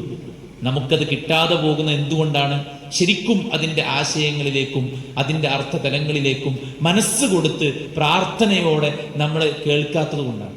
പണ്ഡിതന്മാർ ഒന്ന് നമ്മൾ ഓവർ ഷുഗർ നമുക്കിപ്പോൾ ഉണ്ട്. ഇപ്പം ഇവിടെ ഇരിക്കുന്നുണ്ടെങ്കിലും നമ്മളെ തലയിൽ എന്തൊക്കെയോ വർക്ക് ചെയ്യാണ്. ഭയങ്കര ഷുഗറാണ് ഇപ്പം എല്ലാവർക്കും. ഇനിയിപ്പോൾ ഒന്നുമില്ലെങ്കിലും വെറുതെ ഫോൺ എടുത്താണ്ട് അല്ലെ, അവിടെ എടുത്ത തല്ലിക്കൊന്ന്, ഇവിടെ എടുത്ത ആട്ടിവിട്ട്, അപ്പുറത്തെ വേറെ പ്രശ്നം, ഇപ്പുറത്തെ മറ്റേ പാട്ട് വിവാദം, അപ്പുറത്തെ പുതിയ പാട്ട്, ആകെ കൂടെ അൽക്കുലിക്കാണ് മനുഷ്യൻ്റെ ഉള്ള സമാധാനം. സഹോദരിമാരൊക്കെ വീട്ടിൽ ജോലി കഴിഞ്ഞിട്ട് കുറച്ച് റെസ്റ്റ് എടുക്കട്ടെ എന്നിട്ട് ഫോണും കൊണ്ടാ പോകും. ഈ ഫോൺ കൊണ്ട് പോയാൽ എന്താ സംഭവിക്കുക? നിങ്ങൾ ജോലി എടുക്കുന്നതിനേക്കാളും എനർജി വേണം നിങ്ങൾക്ക് ഫോൺ നോക്കാൻ. അതായത് ഒരാൾ പണിയെടുക്കണേക്കാളും എനർജി വേണം ഇങ്ങനെ ഇരുന്നിട്ട് ചിന്തിച്ചുകൊണ്ടിരിക്കാൻ. അങ്ങനെ ഓവർ ഇപ്പൊ ചിലർക്ക് എനിക്ക് ഉന്മേഷം കിട്ടില്ല എന്നൊക്കെ പറയുന്നുണ്ട്. അത് കാരണം ചിന്ത കൂടിയാൽ ഉണ്ടാവും. ചിന്ത കൂടിയാൽ ഉറക്കം കൂടും. കാരണം എന്താ വെച്ചാൽ ഓവർ എനർജി വേണ്ടി വരും. അപ്പൊ അവന് വേഗം ടയേർഡാവും. മനസ്സിലായോ? അപ്പൊ നമ്മൾ ഈ അനാവശ്യമായിട്ടുള്ള കാഴ്ചകളും കേൾവികളും ഒന്നും വേണ്ട, ഓരോ വാർത്ത നോക്കിയാൽ തന്നെ നമ്മൾ അല്ലേ ആകെ മരവിച്ചു പോകും. വാർത്ത പോലും നമ്മളെ. അതുകൊണ്ട് ഈ രാവിലെ ഒന്നും എണീറ്റ ഉടനെ നമുക്കാണെങ്കിൽ എണീറ്റ അപ്പം ഫോണാ കിട്ടണ്ടേ. എവിടെ എൻ്റെ ഫോണ് അല്ലേ? ഞാൻ എവിടെയെന്നും കൂടി നോക്കൂല. ഇപ്പോ ഫോൺ എവിടെയെന്നാ നോക്കണ്ടേ? ചില ഉടായ്പുണ്ട്. ഇത് അത് കയ്യിൽ നിന്ന് പോകാൻ പറ്റാത്ത ചില ഫോണുകളുണ്ടാവും ചില ആൾക്കാരത്. കയ്യിൽ നിന്ന് പോയ പ്രശ്നമുള്ള. അപ്പൊ എന്താ വെച്ച് കഴിഞ്ഞാൽ രാവിലെ തന്നെ ഇത്തരം കാഴ്ചകളൊക്കെ കാണുമ്പോൾ നമ്മുടെ മൈൻഡ് ഇങ്ങോട്ട് വേറൊരു ടൈപ്പാവും. പറ കേൾക്കണമെന്ന് മനസ്സിൽ നിൽക്കൂല, അറ്റൻഷൻ വെച്ച് കൊടുക്കാൻ കഴിയില്ല, ഒന്നിലും ഒരു ആസ്വാദനം കിട്ടൂല. ഒരു മുമ്പൊക്കെ നിങ്ങൾ ശ്രദ്ധിച്ചില്ലേ? മുമ്പൊക്കെ എന്തെങ്കിലും ചെറിയ സന്തോഷം ഉണ്ടായാൽ തന്നെ നമുക്ക് ഭയങ്കര സന്തോഷിക്കാം. നമ്മളെ വീട്ടിലൊരു മുറ്റത്തൊരു ചെടി ചെറിയൊരു പൂവിട്ടാൽ തന്നെ ചെടി പൂവിട്ട് എന്നൊക്കെ പറയും. ഇപ്പൊ എന്ത് പൂവിട്ട്? എന്താണ്? നമ്മളിതൊക്കെ ഒരുപാട് പലതും കണ്ട് ഇതാക്കി നമ്മളെ തലച്ചോറും നമ്മളെ മൈൻഡൊക്കെ അങ്ങോട്ട് മാറിപ്പോയിട്ടുണ്ട്. അതുകൊണ്ട് അതിൽ നിന്ന് ആ ശുഗല് കുറച്ച് നമ്മൾ കുറക്കണം. ആ തിരക്ക് നമ്മൾ കുറച്ച് കുറക്കണം. രണ്ടാമത്തത് ഇത്തിബാഉൽ ഹവ. നമ്മൾ നമ്മുടെ ഇച്ഛയെ പിൻപറ്റുന്ന, നമുക്കിഷ്ടമുള്ളത് കാണാം, നമുക്കിഷ്ടമുള്ളത് കേൾക്കാം, നമുക്കിഷ്ടമുള്ളത് പറയാം, നമ്മുടെ ഇഷ്ടങ്ങളുടെ പിന്നാലുള്ളൊരു ഓട്ടം, അത് നമുക്ക് ഖുർആനിൽ നിന്ന് അകലുണ്ടാകും. ഷഹുവത്തിന്റെ പിന്നാലെ പോയാൽ ഖുർആൻ നമുക്ക് റിസൾട്ട് ഇല്ലാത്ത അവസ്ഥ ഉണ്ടാകും. മനസ്സിലായി? അതുപോലെ തന്നെ മൂന്നാമത്തെ ഒരു കാര്യം, ഓവറായിട്ടുള്ള അതിമോഹങ്ങള്, ആഗ്രഹങ്ങള്, ദുനിയാവുമായി ബന്ധപ്പെട്ടിട്ടുള്ള നമ്മുടെ ചിന്തകള്, ഹറാമുകളും ഇതൊക്കെ നമുക്ക് ഈ വഹയ്യിന്റെ വെളിച്ചം, ഇതിന്റെ തെളിച്ചം നമുക്ക് നഷ്ടപ്പെടുത്തി കളയുമെന്ന് പണ്ഡിതന്മാർ നമ്മളെ പഠിപ്പിക്കുന്നുണ്ട്. അതുകൊണ്ട് തന്നെ നമ്മൾ ശരിക്കും ഈ വഹയ്യിനെ പഠിക്കാനും മനസ്സിരുത്താനും ശ്രമിച്ചു കഴിഞ്ഞാൽ ഖുർആൻ പറയുന്നത് നിങ്ങൾക്ക് പുതുജീവൻ കിട്ടുന്ന. ഇബ്നു മസ്ഊദ് റളിയല്ലാഹു അൻഹു ഇദാ സമിഅത് യാ അയ്യുഹല്ലദീന ആമനു, യാ അയ്യുഹല്ലദീന ആമനു എന്ന് ഖുർആനിൽ പറയണ കേട്ടാല് ഞങ്ങൾ വേഗം ചടകുടഞ്ഞ് എഴുന്നേൽക്കും. കാരണം ഞമ്മക്ക് സ്പെഷ്യലാണ് അല്ലേ. യാ അയ്യുഹൻ നാസ് എന്ന് എല്ലാവരും ഉണ്ട്. യാ അയ്യുഹല്ലദീന കഫറു പറഞ്ഞാൽ ഓല് മാത്രമാണ്. എന്നാ യാ അയ്യുഹല്ലദീന ആമനു എന്ന് പറഞ്ഞാല് അത് നമ്മളോട് സ്പെഷ്യലാണ്. അപ്പൊ സ്വഹാബത്ത് പറയാണ് യാ അയ്യുഹല്ലദീന ആമനു എന്ന് വിളിക്കുമ്പോൾ ഞങ്ങൾ പ്രത്യേകം ശ്രദ്ധിക്കും. എന്താ സൂറത്ത് അൻഫാലിന്റെ 24-ാമത്തെ ആയത്ത് എന്താ? യാ അയ്യുഹല്ലദീന ആമനു, വിശ്വാസികളെ, ഇസ്തജീബൂ ലില്ലാഹി വലിർ റസൂൽ, അല്ലാഹുവും റസൂലിനും നിങ്ങൾ ഉത്തരം കൊടുക്കണം. ഇദാ ദആകും ലിമാ യുഹീകും, നിങ്ങൾക്ക് പുതുജീവൻ നൽകുന്നതിലേക്ക് അവർ നിങ്ങളെ വിളിച്ചാൽ. അപ്പൊ ഖുർആന്റെ ഓരോ കൽപ്പന, പ്രവാചകന്റെ ഓരോ കൽപ്പന കേട്ടാൽ നമ്മൾ അതിന് ആൻസർ കൊടുക്കണം. എങ്ങനെ ആൻസർ കൊടുക്കണ്ടേ? സമിഅനാ വ അതഅനാ, അത് നമ്മൾ ആൻസർ. കേട്ടു, അനുസരിച്ചു. ഇത് പറ്റൂലട്ടോ. എന്താ പറ്റാത്ത? ഇങ്ങനൊരു ഹദീസ് ഉണ്ട് തന്നെ, അസ്തഗ്ഫിറുല്ലാഹ്, കഴിഞ്ഞ്, അതോടുകൂടെ കഴിഞ്ഞ്. പിന്നെ അത് ലൈഫിലില്ല. നിങ്ങളെ നിസ്കാരം എങ്ങനെയല്ല ചെയ്യേണ്ടത്, എങ്ങനെയാണ് ചെയ്യേണ്ടത്. അതെന്താ അങ്ങനെ? നബി അങ്ങനെയാണ്, നബി അങ്ങനെയാണ് ചെയ്തത് എന്നൊരാൾ ഹദീസ് വെച്ച് പഠിപ്പിച്ചെന്നാ പിന്നെ അതെന്താ അങ്ങനെ? എന്റെ വാപ്പ അങ്ങനെ ആയിരുന്നില്ലല്ലോ, എന്റെ വല്യാപ്പ അങ്ങനെ ആയിരുന്നില്ലല്ലോ, എന്നെ മദ്രസിന് പഠിപ്പിച്ച അങ്ങനെയല്ലല്ലോ. അതിനൊന്നും നിൽക്കരുത്. എന്താണോ ഖുർആനിലും ഹദീസിലും പറഞ്ഞത് അത് അതുപോലെ സ്വീകരിക്കുക എന്നുള്ളതാണ്. എന്നാൽ നിങ്ങൾക്ക് എന്ത് കിട്ടും? നിങ്ങൾക്ക് പുതുജീവൻ കിട്ടും. അല്ലെങ്കിൽ എന്ത് കിട്ടും? അന്നല്ലാഹ യഹൂലു ബൈനൽ മർഇ വ ഖൽബി, അല്ലാഹ് നമ്മക്കും നമ്മളെ ഹൃദയത്തിനിടക്ക് ഒരു മറടും. നമ്മൾ കുറെ കുത്തുബിൻ കേൾക്കണ്ടാവും, പ്രസവം കേൾക്കണ്ടാവും, പക്ഷെ നമ്മളെ ലൈഫിക്ക് അത് അങ്ങോട്ട് വരൂല. കാരണം എന്താ വെച്ചാൽ നമ്മുടെ കൽബിനും നമുക്ക് ഇടയിൽ ഒരു മറട്ടുണ്ട്. പഠിച്ചോ, ഇപ്പൊ സുബഹിസ്കാരത്തിന്റെ ഗൗരവം എല്ലാവർക്കും അറിയില്ലേ. പക്ഷെ എന്താ സുബഹിസ്കരിക്കാൻ പോകാൻ കഴിയാത്ത? നമ്മളിപ്പോ ഈ പറയപ്പെട്ട പോലെ തന്നെ ഷോർട്സും റീൽസും അനാവശ്യങ്ങളും സിനിമയും കോമഡിയും വീഡിയോയും മ്യൂസിക്കും ഇതൊക്കെ കേട്ടിരിക്കാൻ പറ്റൂല എന്നുള്ള 100% ഉറപ്പല്ലേ? ഈ പെണ്ണുങ്ങൾ ഇറുകിയ ഡ്രസ്സ് ഇട്ടിട്ട് ഓരോ പുയ്യാപ്പിളാരൊപ്പം കാണിച്ചു കൂട്ടുന്ന കോപ്രായങ്ങൾ നോക്കിയിരുന്നിട്ട് വിളിച്ചും കാട്ടി ഇങ്ങനെ ഇരിക്കുകയാണ് ഓരോരുത്തര്. ചിലപ്പോൾ ഇത് എലക്ഷന്റെ കോമഡി കാലം, ചിലപ്പോൾ വേറെ എന്തെങ്കിലും തമാശ കാലം. പക്ഷെ അതൊരു അന്യപുരുഷന് കണ്ടിരിക്കാൻ പറ്റൂലല്ലോ, ഒരു അന്യ സ്ത്രീക്ക് കണ്ടിരിക്കാൻ പറ്റൂലല്ലോ. അപ്പൊ അത്തരം ഘട്ടങ്ങളിൽ നമ്മൾ ഉദാസീനത കാണിച്ചാൽ, അല്ലെങ്കിൽ നമ്മൾ ലാഘവത്വം കാണിച്ചാൽ, പിന്നെ നമുക്ക് ഇതിന്റെ റിസൾട്ട് കിട്ടൂല. കാരണം മറ വീഴും. എന്നുള്ളപ്പോൾ ഒരാള് എൻ്റെ കുടുംബത്തിലൊരുത്തൻ, ഓന് മരിച്ച് ജീവിച്ച ആളാണ്. എലിപ്പനി ബാധിച്ചിട്ട് മരിച്ചു എന്ന് വിവരം അറിയിച്ചായിരുന്നു. പിന്നെ ജനിച്ചതാണ്. അങ്ങനെ ഒരുത്തന് പിന്നെ നന്നാവൂലേ? ശോപ്പെന്താ ചോദിക്കണ അറിയോ?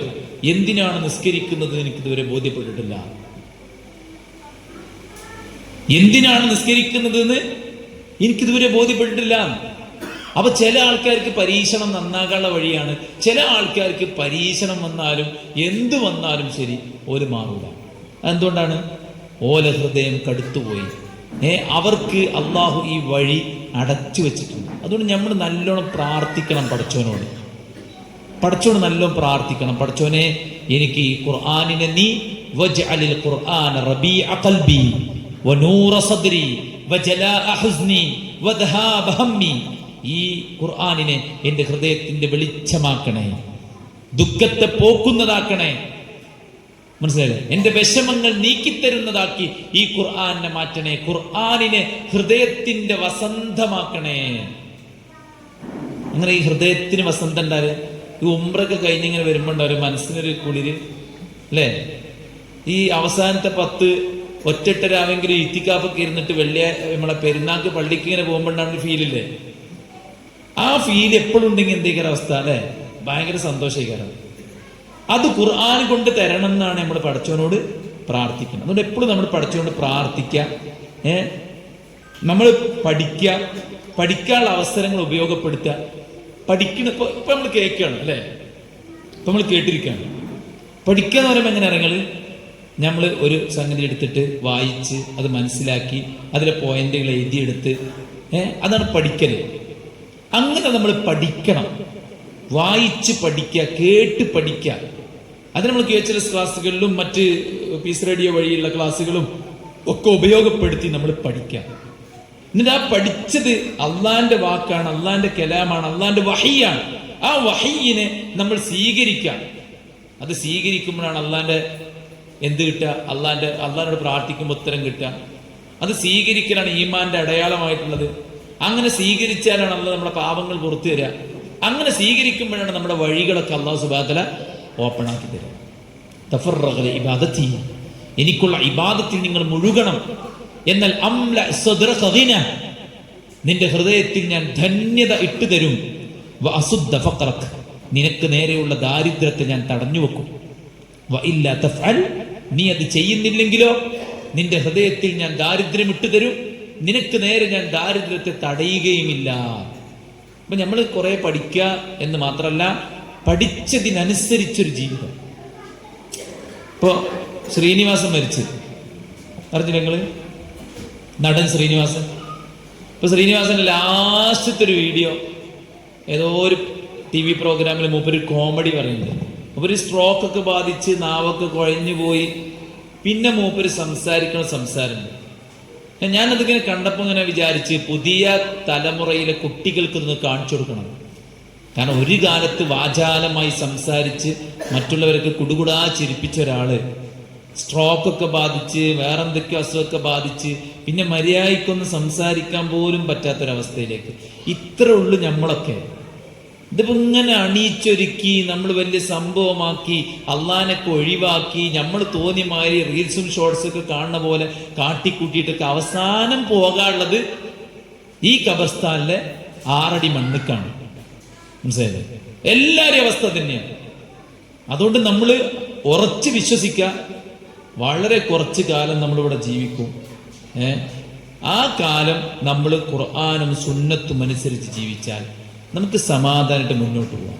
അല്ല നമ്മൾ ഇതിനെതിരാണെങ്കിൽ അള്ളാന്റെ ഖുർആൻ പറഞ്ഞു നിങ്ങൾക്ക് ഫിത്ന വരും, പരീക്ഷണങ്ങൾ വരും, നിങ്ങളെ തിരിഞ്ഞടത്തേക്ക് ഞാൻ തിരിച്ചുവിടും. ഇതൊക്കെ അള്ളാഹു സുബ്ഹാനഹു വ തആല വളരെ കൃത്യമായിട്ട് പറഞ്ഞിട്ടുള്ള കാര്യമാണ്. അതുകൊണ്ട് നമ്മൾ എന്ത് ചെയ്യുക, ഈ പടച്ചറബിന്റെ പക്കൽ നിന്നുള്ള സന്ദേശമാകുന്ന ഖുർആൻ അത് സത്യസന്ധമാണെന്ന് വിശ്വസിച്ച് അതിനെ പൂർണ്ണമായിട്ട് അംഗീകരിച്ച് അതിന് കീഴൊതുങ്ങി നമ്മൾ മുന്നോട്ട് പോകുക എന്നുള്ളതാണ് നമ്മുടെ ജീവിതത്തിന്റെ ഓരോ രംഗവും എടുത്ത് നമ്മൾ പരിശോധിക്കണം. എൻ്റെ സംസാരം ഈ വഹയിന്റെ അടിസ്ഥാനത്തിൽ ശരിയാണോ? എൻ്റെ കാഴ്ച, എൻ്റെ കേൾവി, എൻ്റെ വരുമാനം, എൻ്റെ വീട്ടിലൊക്കെ നമ്മൾ പോവാം. എന്നാ വീട്ടിൽ ഇസ്ലാമിന് നിരക്കാത്ത സംഗതികളൊക്കെ ഒഴിവാക്കും. അതിങ്ങനെ അവിടെ പോയിട്ടൊരു ചട്ടമ്പി പോലെ ചെയ്യാന്നുള്ളതല്ല. നമ്മുടെ മക്കളെയും ഭാര്യനെയൊക്കെ വിളിച്ചു കൂട്ടിയിട്ട് അവരൊക്കെ പറഞ്ഞു ബോധ്യപ്പെടുത്തിയാൽ അവരെ നമ്മുടെ കൂടെ പോരും, ഒരു സംശയവുമില്ല. ഇപ്പൊ ദീനുള്ള ആൾക്കാരെ കുടുംബത്തിന് അനുഭവിക്കുന്ന വലിയ പ്രശ്നം എന്താ വെച്ച് കഴിഞ്ഞാല് അവർക്ക് എങ്ങനെ ദീന് പറയേണ്ടതെന്ന് അറിയില്ല. കുറെ അതിലേക്ക് തെണ്ടി നടന്നിട്ട് അവസാനം ഹിദായത്ത് കിട്ടുമ്പോൾ അയാൾ ആ പവറിലാണുള്ളത്. പക്ഷെ ആ പവർ ഒറ്റടിക്ക് വീട്ടിൽ കൊണ്ടുപോയി കൊടുത്താൽ ചിലപ്പോൾ പ്രശ്നമാകും. അപ്പൊ നമ്മൾ എന്ത് ചെയ്യുക, കൺവിൻസ് ചെയ്യാം. ഇപ്പൊ കുട്ടികളൊക്കെ നമ്മൾ ഇപ്പൊ സ്കൂളിലാണ് ഞാൻ വർക്ക് ചെയ്യുന്നത്, കുട്ടികളെ കുറിച്ച് ഒരുപാട് കംപ്ലയിൻസ് വരും. അപ്പൊ അതൊക്കെ നമ്മൾ ഓരോ വിളിച്ചിട്ട് ഓർക്ക് കറക്റ്റ് ബോധ്യപ്പെടുത്തി കൊടുത്താൽ ഓർക്ക് മനസ്സിലാവും. ഇപ്പൊ 5ാം ക്ലാസ് പഠിക്കുന്ന നിസ്കരിക്കാൻ പോയില്ല. അപ്പൊ ഞാൻ ചോദിച്ചു എന്താണ് പോകത്ത് വെച്ചു. സാർ എനിക്ക് ഇങ്ങനെ കുനിയുമ്പോൾ ഭയങ്കര വേദന ഉണ്ടായിരുന്നു. അപ്പൊ ഞാൻ പറഞ്ഞു ഈ കോറിഡോറിലെ CCTV ക്യാമറ എടുത്ത് ഞാൻ എനിക്ക് കാണിച്ചു തരട്ടെ ഓടുന്ന ജിൻട്രവെല്ലിന് തൊട്ടിട വെച്ചിട്ട് ഓടുന്നത് ഞാൻ എനിക്ക് കാണിച്ചു തരട്ടെ വെച്ചു. അത് സാറേ ഓടുമ്പോഴാണ് സാറേ കുമ്പിടുമ്പോഴാണ് സാറാണ്. അപ്പൊ അത് ശരിയാക്കാറ്. ഞാൻ പറഞ്ഞു എനിക്ക് ഇന്നെ കൺവിൻസ് ചെയ്യാം, പക്ഷെ എൻ്റെ ഊരക്ക് എത്ര വേദന ഉണ്ടെന്ന് അനക്ക് അറിയണേനേക്കാളും കൃത്യമായിട്ട് അള്ളാഹ്ക്ക് അറിയാം. മനസ്സിലായില്ലേ? അപ്പൊ അത് കറക്റ്റിന് പറഞ്ഞു കൊടുത്തപ്പോൾ പിറ്റേ ദിവസം 1ാമത്തെ സഫിലുണ്ട്. മനസ്സിലായി? ഒരു കാലില്ലാത്തൊരു കുട്ടീനെ നമ്മുടെ സ്കൂളിൽ, ഒരു കാല് പറഞ്ഞാൽ കാൽപാദല്ലേ, അതില്ല, താഴെ പോയിട്ട് ഇങ്ങനെ അവസാനിക്കലായിരുന്നു. പോകാൻ പള്ളിയിൽ പോലെ. അപ്പോൾ എന്തോ കാരണം പറഞ്ഞു. അപ്പോൾ ഒരു കുട്ടീനോട് വന്നിട്ട് പറഞ്ഞു സാറേ ഓന് കാലിന് ഇങ്ങനെ പ്രശ്നമുള്ളതുകൊണ്ടാണ് അവൻ പോകാത്തതാണ്. അപ്പം ഞാനോട് പറഞ്ഞു മോനെ നിനക്ക് ഇരട്ടി കൂലിയിട്ടു, കാലില്ലോ എന്നെ പള്ളിയിൽ പോകാത്തപ്പോൾ ഒരു കാലില്ലാത്ത ഈ ഇങ്ങനെ റിസ്ക് എടുത്ത് പോണ കാണുമ്പോൾ എനിക്ക് നിസ്കരിക്കണ ഒരു കൂലി കിട്ടും, ഇങ്ങനെ റിസ്ക് എടുക്കണതിന് ഇരട്ടി കൂലി കിട്ടും. മാത്രമല്ല നീ നിസ്കരിച്ചാൽ മറ്റുള്ളവർക്ക് ഭയങ്കര മോട്ടിവേഷൻ ആവുമല്ലോ. അപ്പൊ ഞാൻ അവനോട് ആദ്യം ചോദിച്ചാൽ എന്താ അറിയോ, അനക്ക് നീ കാലുണ്ടാവോ ചോദിച്ചാൽ അവനോട്. ഈ ഇല്ലാത്തൊരു കാല് അനക്ക് ഇനി എന്തെങ്കിലും ഉണ്ടാവോ? പള്ളി പോകാനായിട്ട് ഉണ്ടാവുമ്പോ പോവാന്ന് വിചാരിക്കണമെങ്കിൽ ഉണ്ടാവണ്ടേ? അപ്പൊ ഉണ്ടാവോ ചോദിച്ചു. ഉണ്ടാവില്ല സാറേ. അങ്ങനെയാണെങ്കിൽ പിന്നെ ചെന്നാ പള്ളി പോവാ എന്റെ ജീവിതത്തിൽ. ഇതുണ്ടായിട്ട് ചെന്നാലും പള്ളി പോകില്ല. പിന്നെ എനിക്ക് ഈ ഒരു സിറ്റുവേഷൻ തന്നത് പടച്ചോനാണ്. അങ്ങനെ നിസ്കരിക്കാൻ പോകുമ്പോ പടച്ചോന് എന്നോട് ഇഷ്ടം കൂടല്ലേ ചെയ്യാം എന്ന് ചോദിച്ചപ്പോ ഓമിനെ പള്ളി പോലെ തുടങ്ങി. ഒരു 5 മിനിറ്റ് അവനോട് സംസാരിച്ചിട്ടുള്ളൂ. അപ്പൊ എന്താണ് ഒരു കാര്യം നമ്മൾ പറയുമ്പോഴേ പറയുന്നതിൻ്റെ ഒരു ശൈലി. വെറുതെ പറയല്ല, ഞാൻ വെട്ടിത്തുറന്ന് പറയുന്നൊക്കെ പറയുന്നത്. ഞാൻ വെട്ടിത്തുറന്നൊക്കെ പറയാം, അതൊക്കെ ശരി തന്നെയാണ്. പക്ഷെ അള്ളാഹുവിന്റെ പ്രവാചകൻ മൂസാ നബിനോട് അള്ള പറഞ്ഞ എന്താ, ഫിർഔന്റെ അടുത്ത് പോകുമ്പോ ഖൂലാലഹു ഖൗലൻ ലയ്യിന ലഅല്ലഹു യതദക്കറു ഔ യഖ്ശ. നീ അവനോട് സൗമ്യമായിട്ട് പറയണം. പണ്ഡിതന്മാർ പറയാണ് പറയേണ്ടത് ലാ ഇലാഹ ഇല്ലല്ലയാണ്, പക്ഷെ ശൈലി സൗമ്യമായിരിക്കണം. അത് കേട്ട് കഴിഞ്ഞാൽ ഓന് നമ്മളെ കർണക്കുട്ടിക്ക് പേരല്ല വേണ്ടി ലഅല്ലഹു യതദക്കർ, അവൻ ചിന്തിക്കണം. അപ്പൊ നമ്മൾ ഭാര്യനെ തിരുത്തുമ്പോ ഭാര്യ ചിന്തിക്കണം, ഭർത്താവിനെ തിരുത്തുമ്പോ ഭർത്താവ് ചിന്തിക്കണം, മക്കളെ തിരുത്തുമ്പോ മക്കള് നമ്മളെ വാക്ക് കേട്ടിട്ട് ചിന്തിക്കണം. ഔ യഖ്ശ, അല്ലെങ്കിൽ അവൻ എന്ത് ചെയ്യണം, പടച്ചോനെ പേടിക്കണം. അപ്പൊ ഉപദേശം എന്ത് ഗുണം ചെയ്യണം? ചിന്തയും ഭയവും ജനിപ്പിക്കുന്ന തരത്തിലായിരിക്കണം ഉപദേശം. എന്തും വെട്ടിത്തുറന്ന് പറയാം, പക്ഷെ റിസൾട്ട് ഇതായിരിക്കണം. മനസ്സിലായി? അങ്ങനെ നമ്മൾ എന്ത് ചെയ്യണം, നമ്മുടെ കുടുംബത്തെ ഒന്നടങ്കം ഈ ഒരു വഹിയിലേക്ക്, പടച്ചവന്റെ പക്കൽ നിന്നുള്ള ഹുദയിലേക്ക്, സത്യസന്ദേശത്തിലേക്ക് തിരിച്ചു കൊണ്ടുവരാൻ വേണ്ടി പരമാവധി ശ്രമിക്കുക. പടച്ച റബ്ബിനോട് പ്രാർത്ഥിക്കുക. കുടുംബസമേതം സ്വർഗത്തിന് വേണ്ടിയിട്ട് ഒരുങ്ങ. മനുഷ്യന്മാരാണ്, ഫാൾട്ടുകൾ പറ്റും, കുറവുകൾ പറ്റും. നമ്മളൊക്കെ ജീവിച്ചു പോകുന്ന ഒരു ശീലം ഉണ്ടാവും.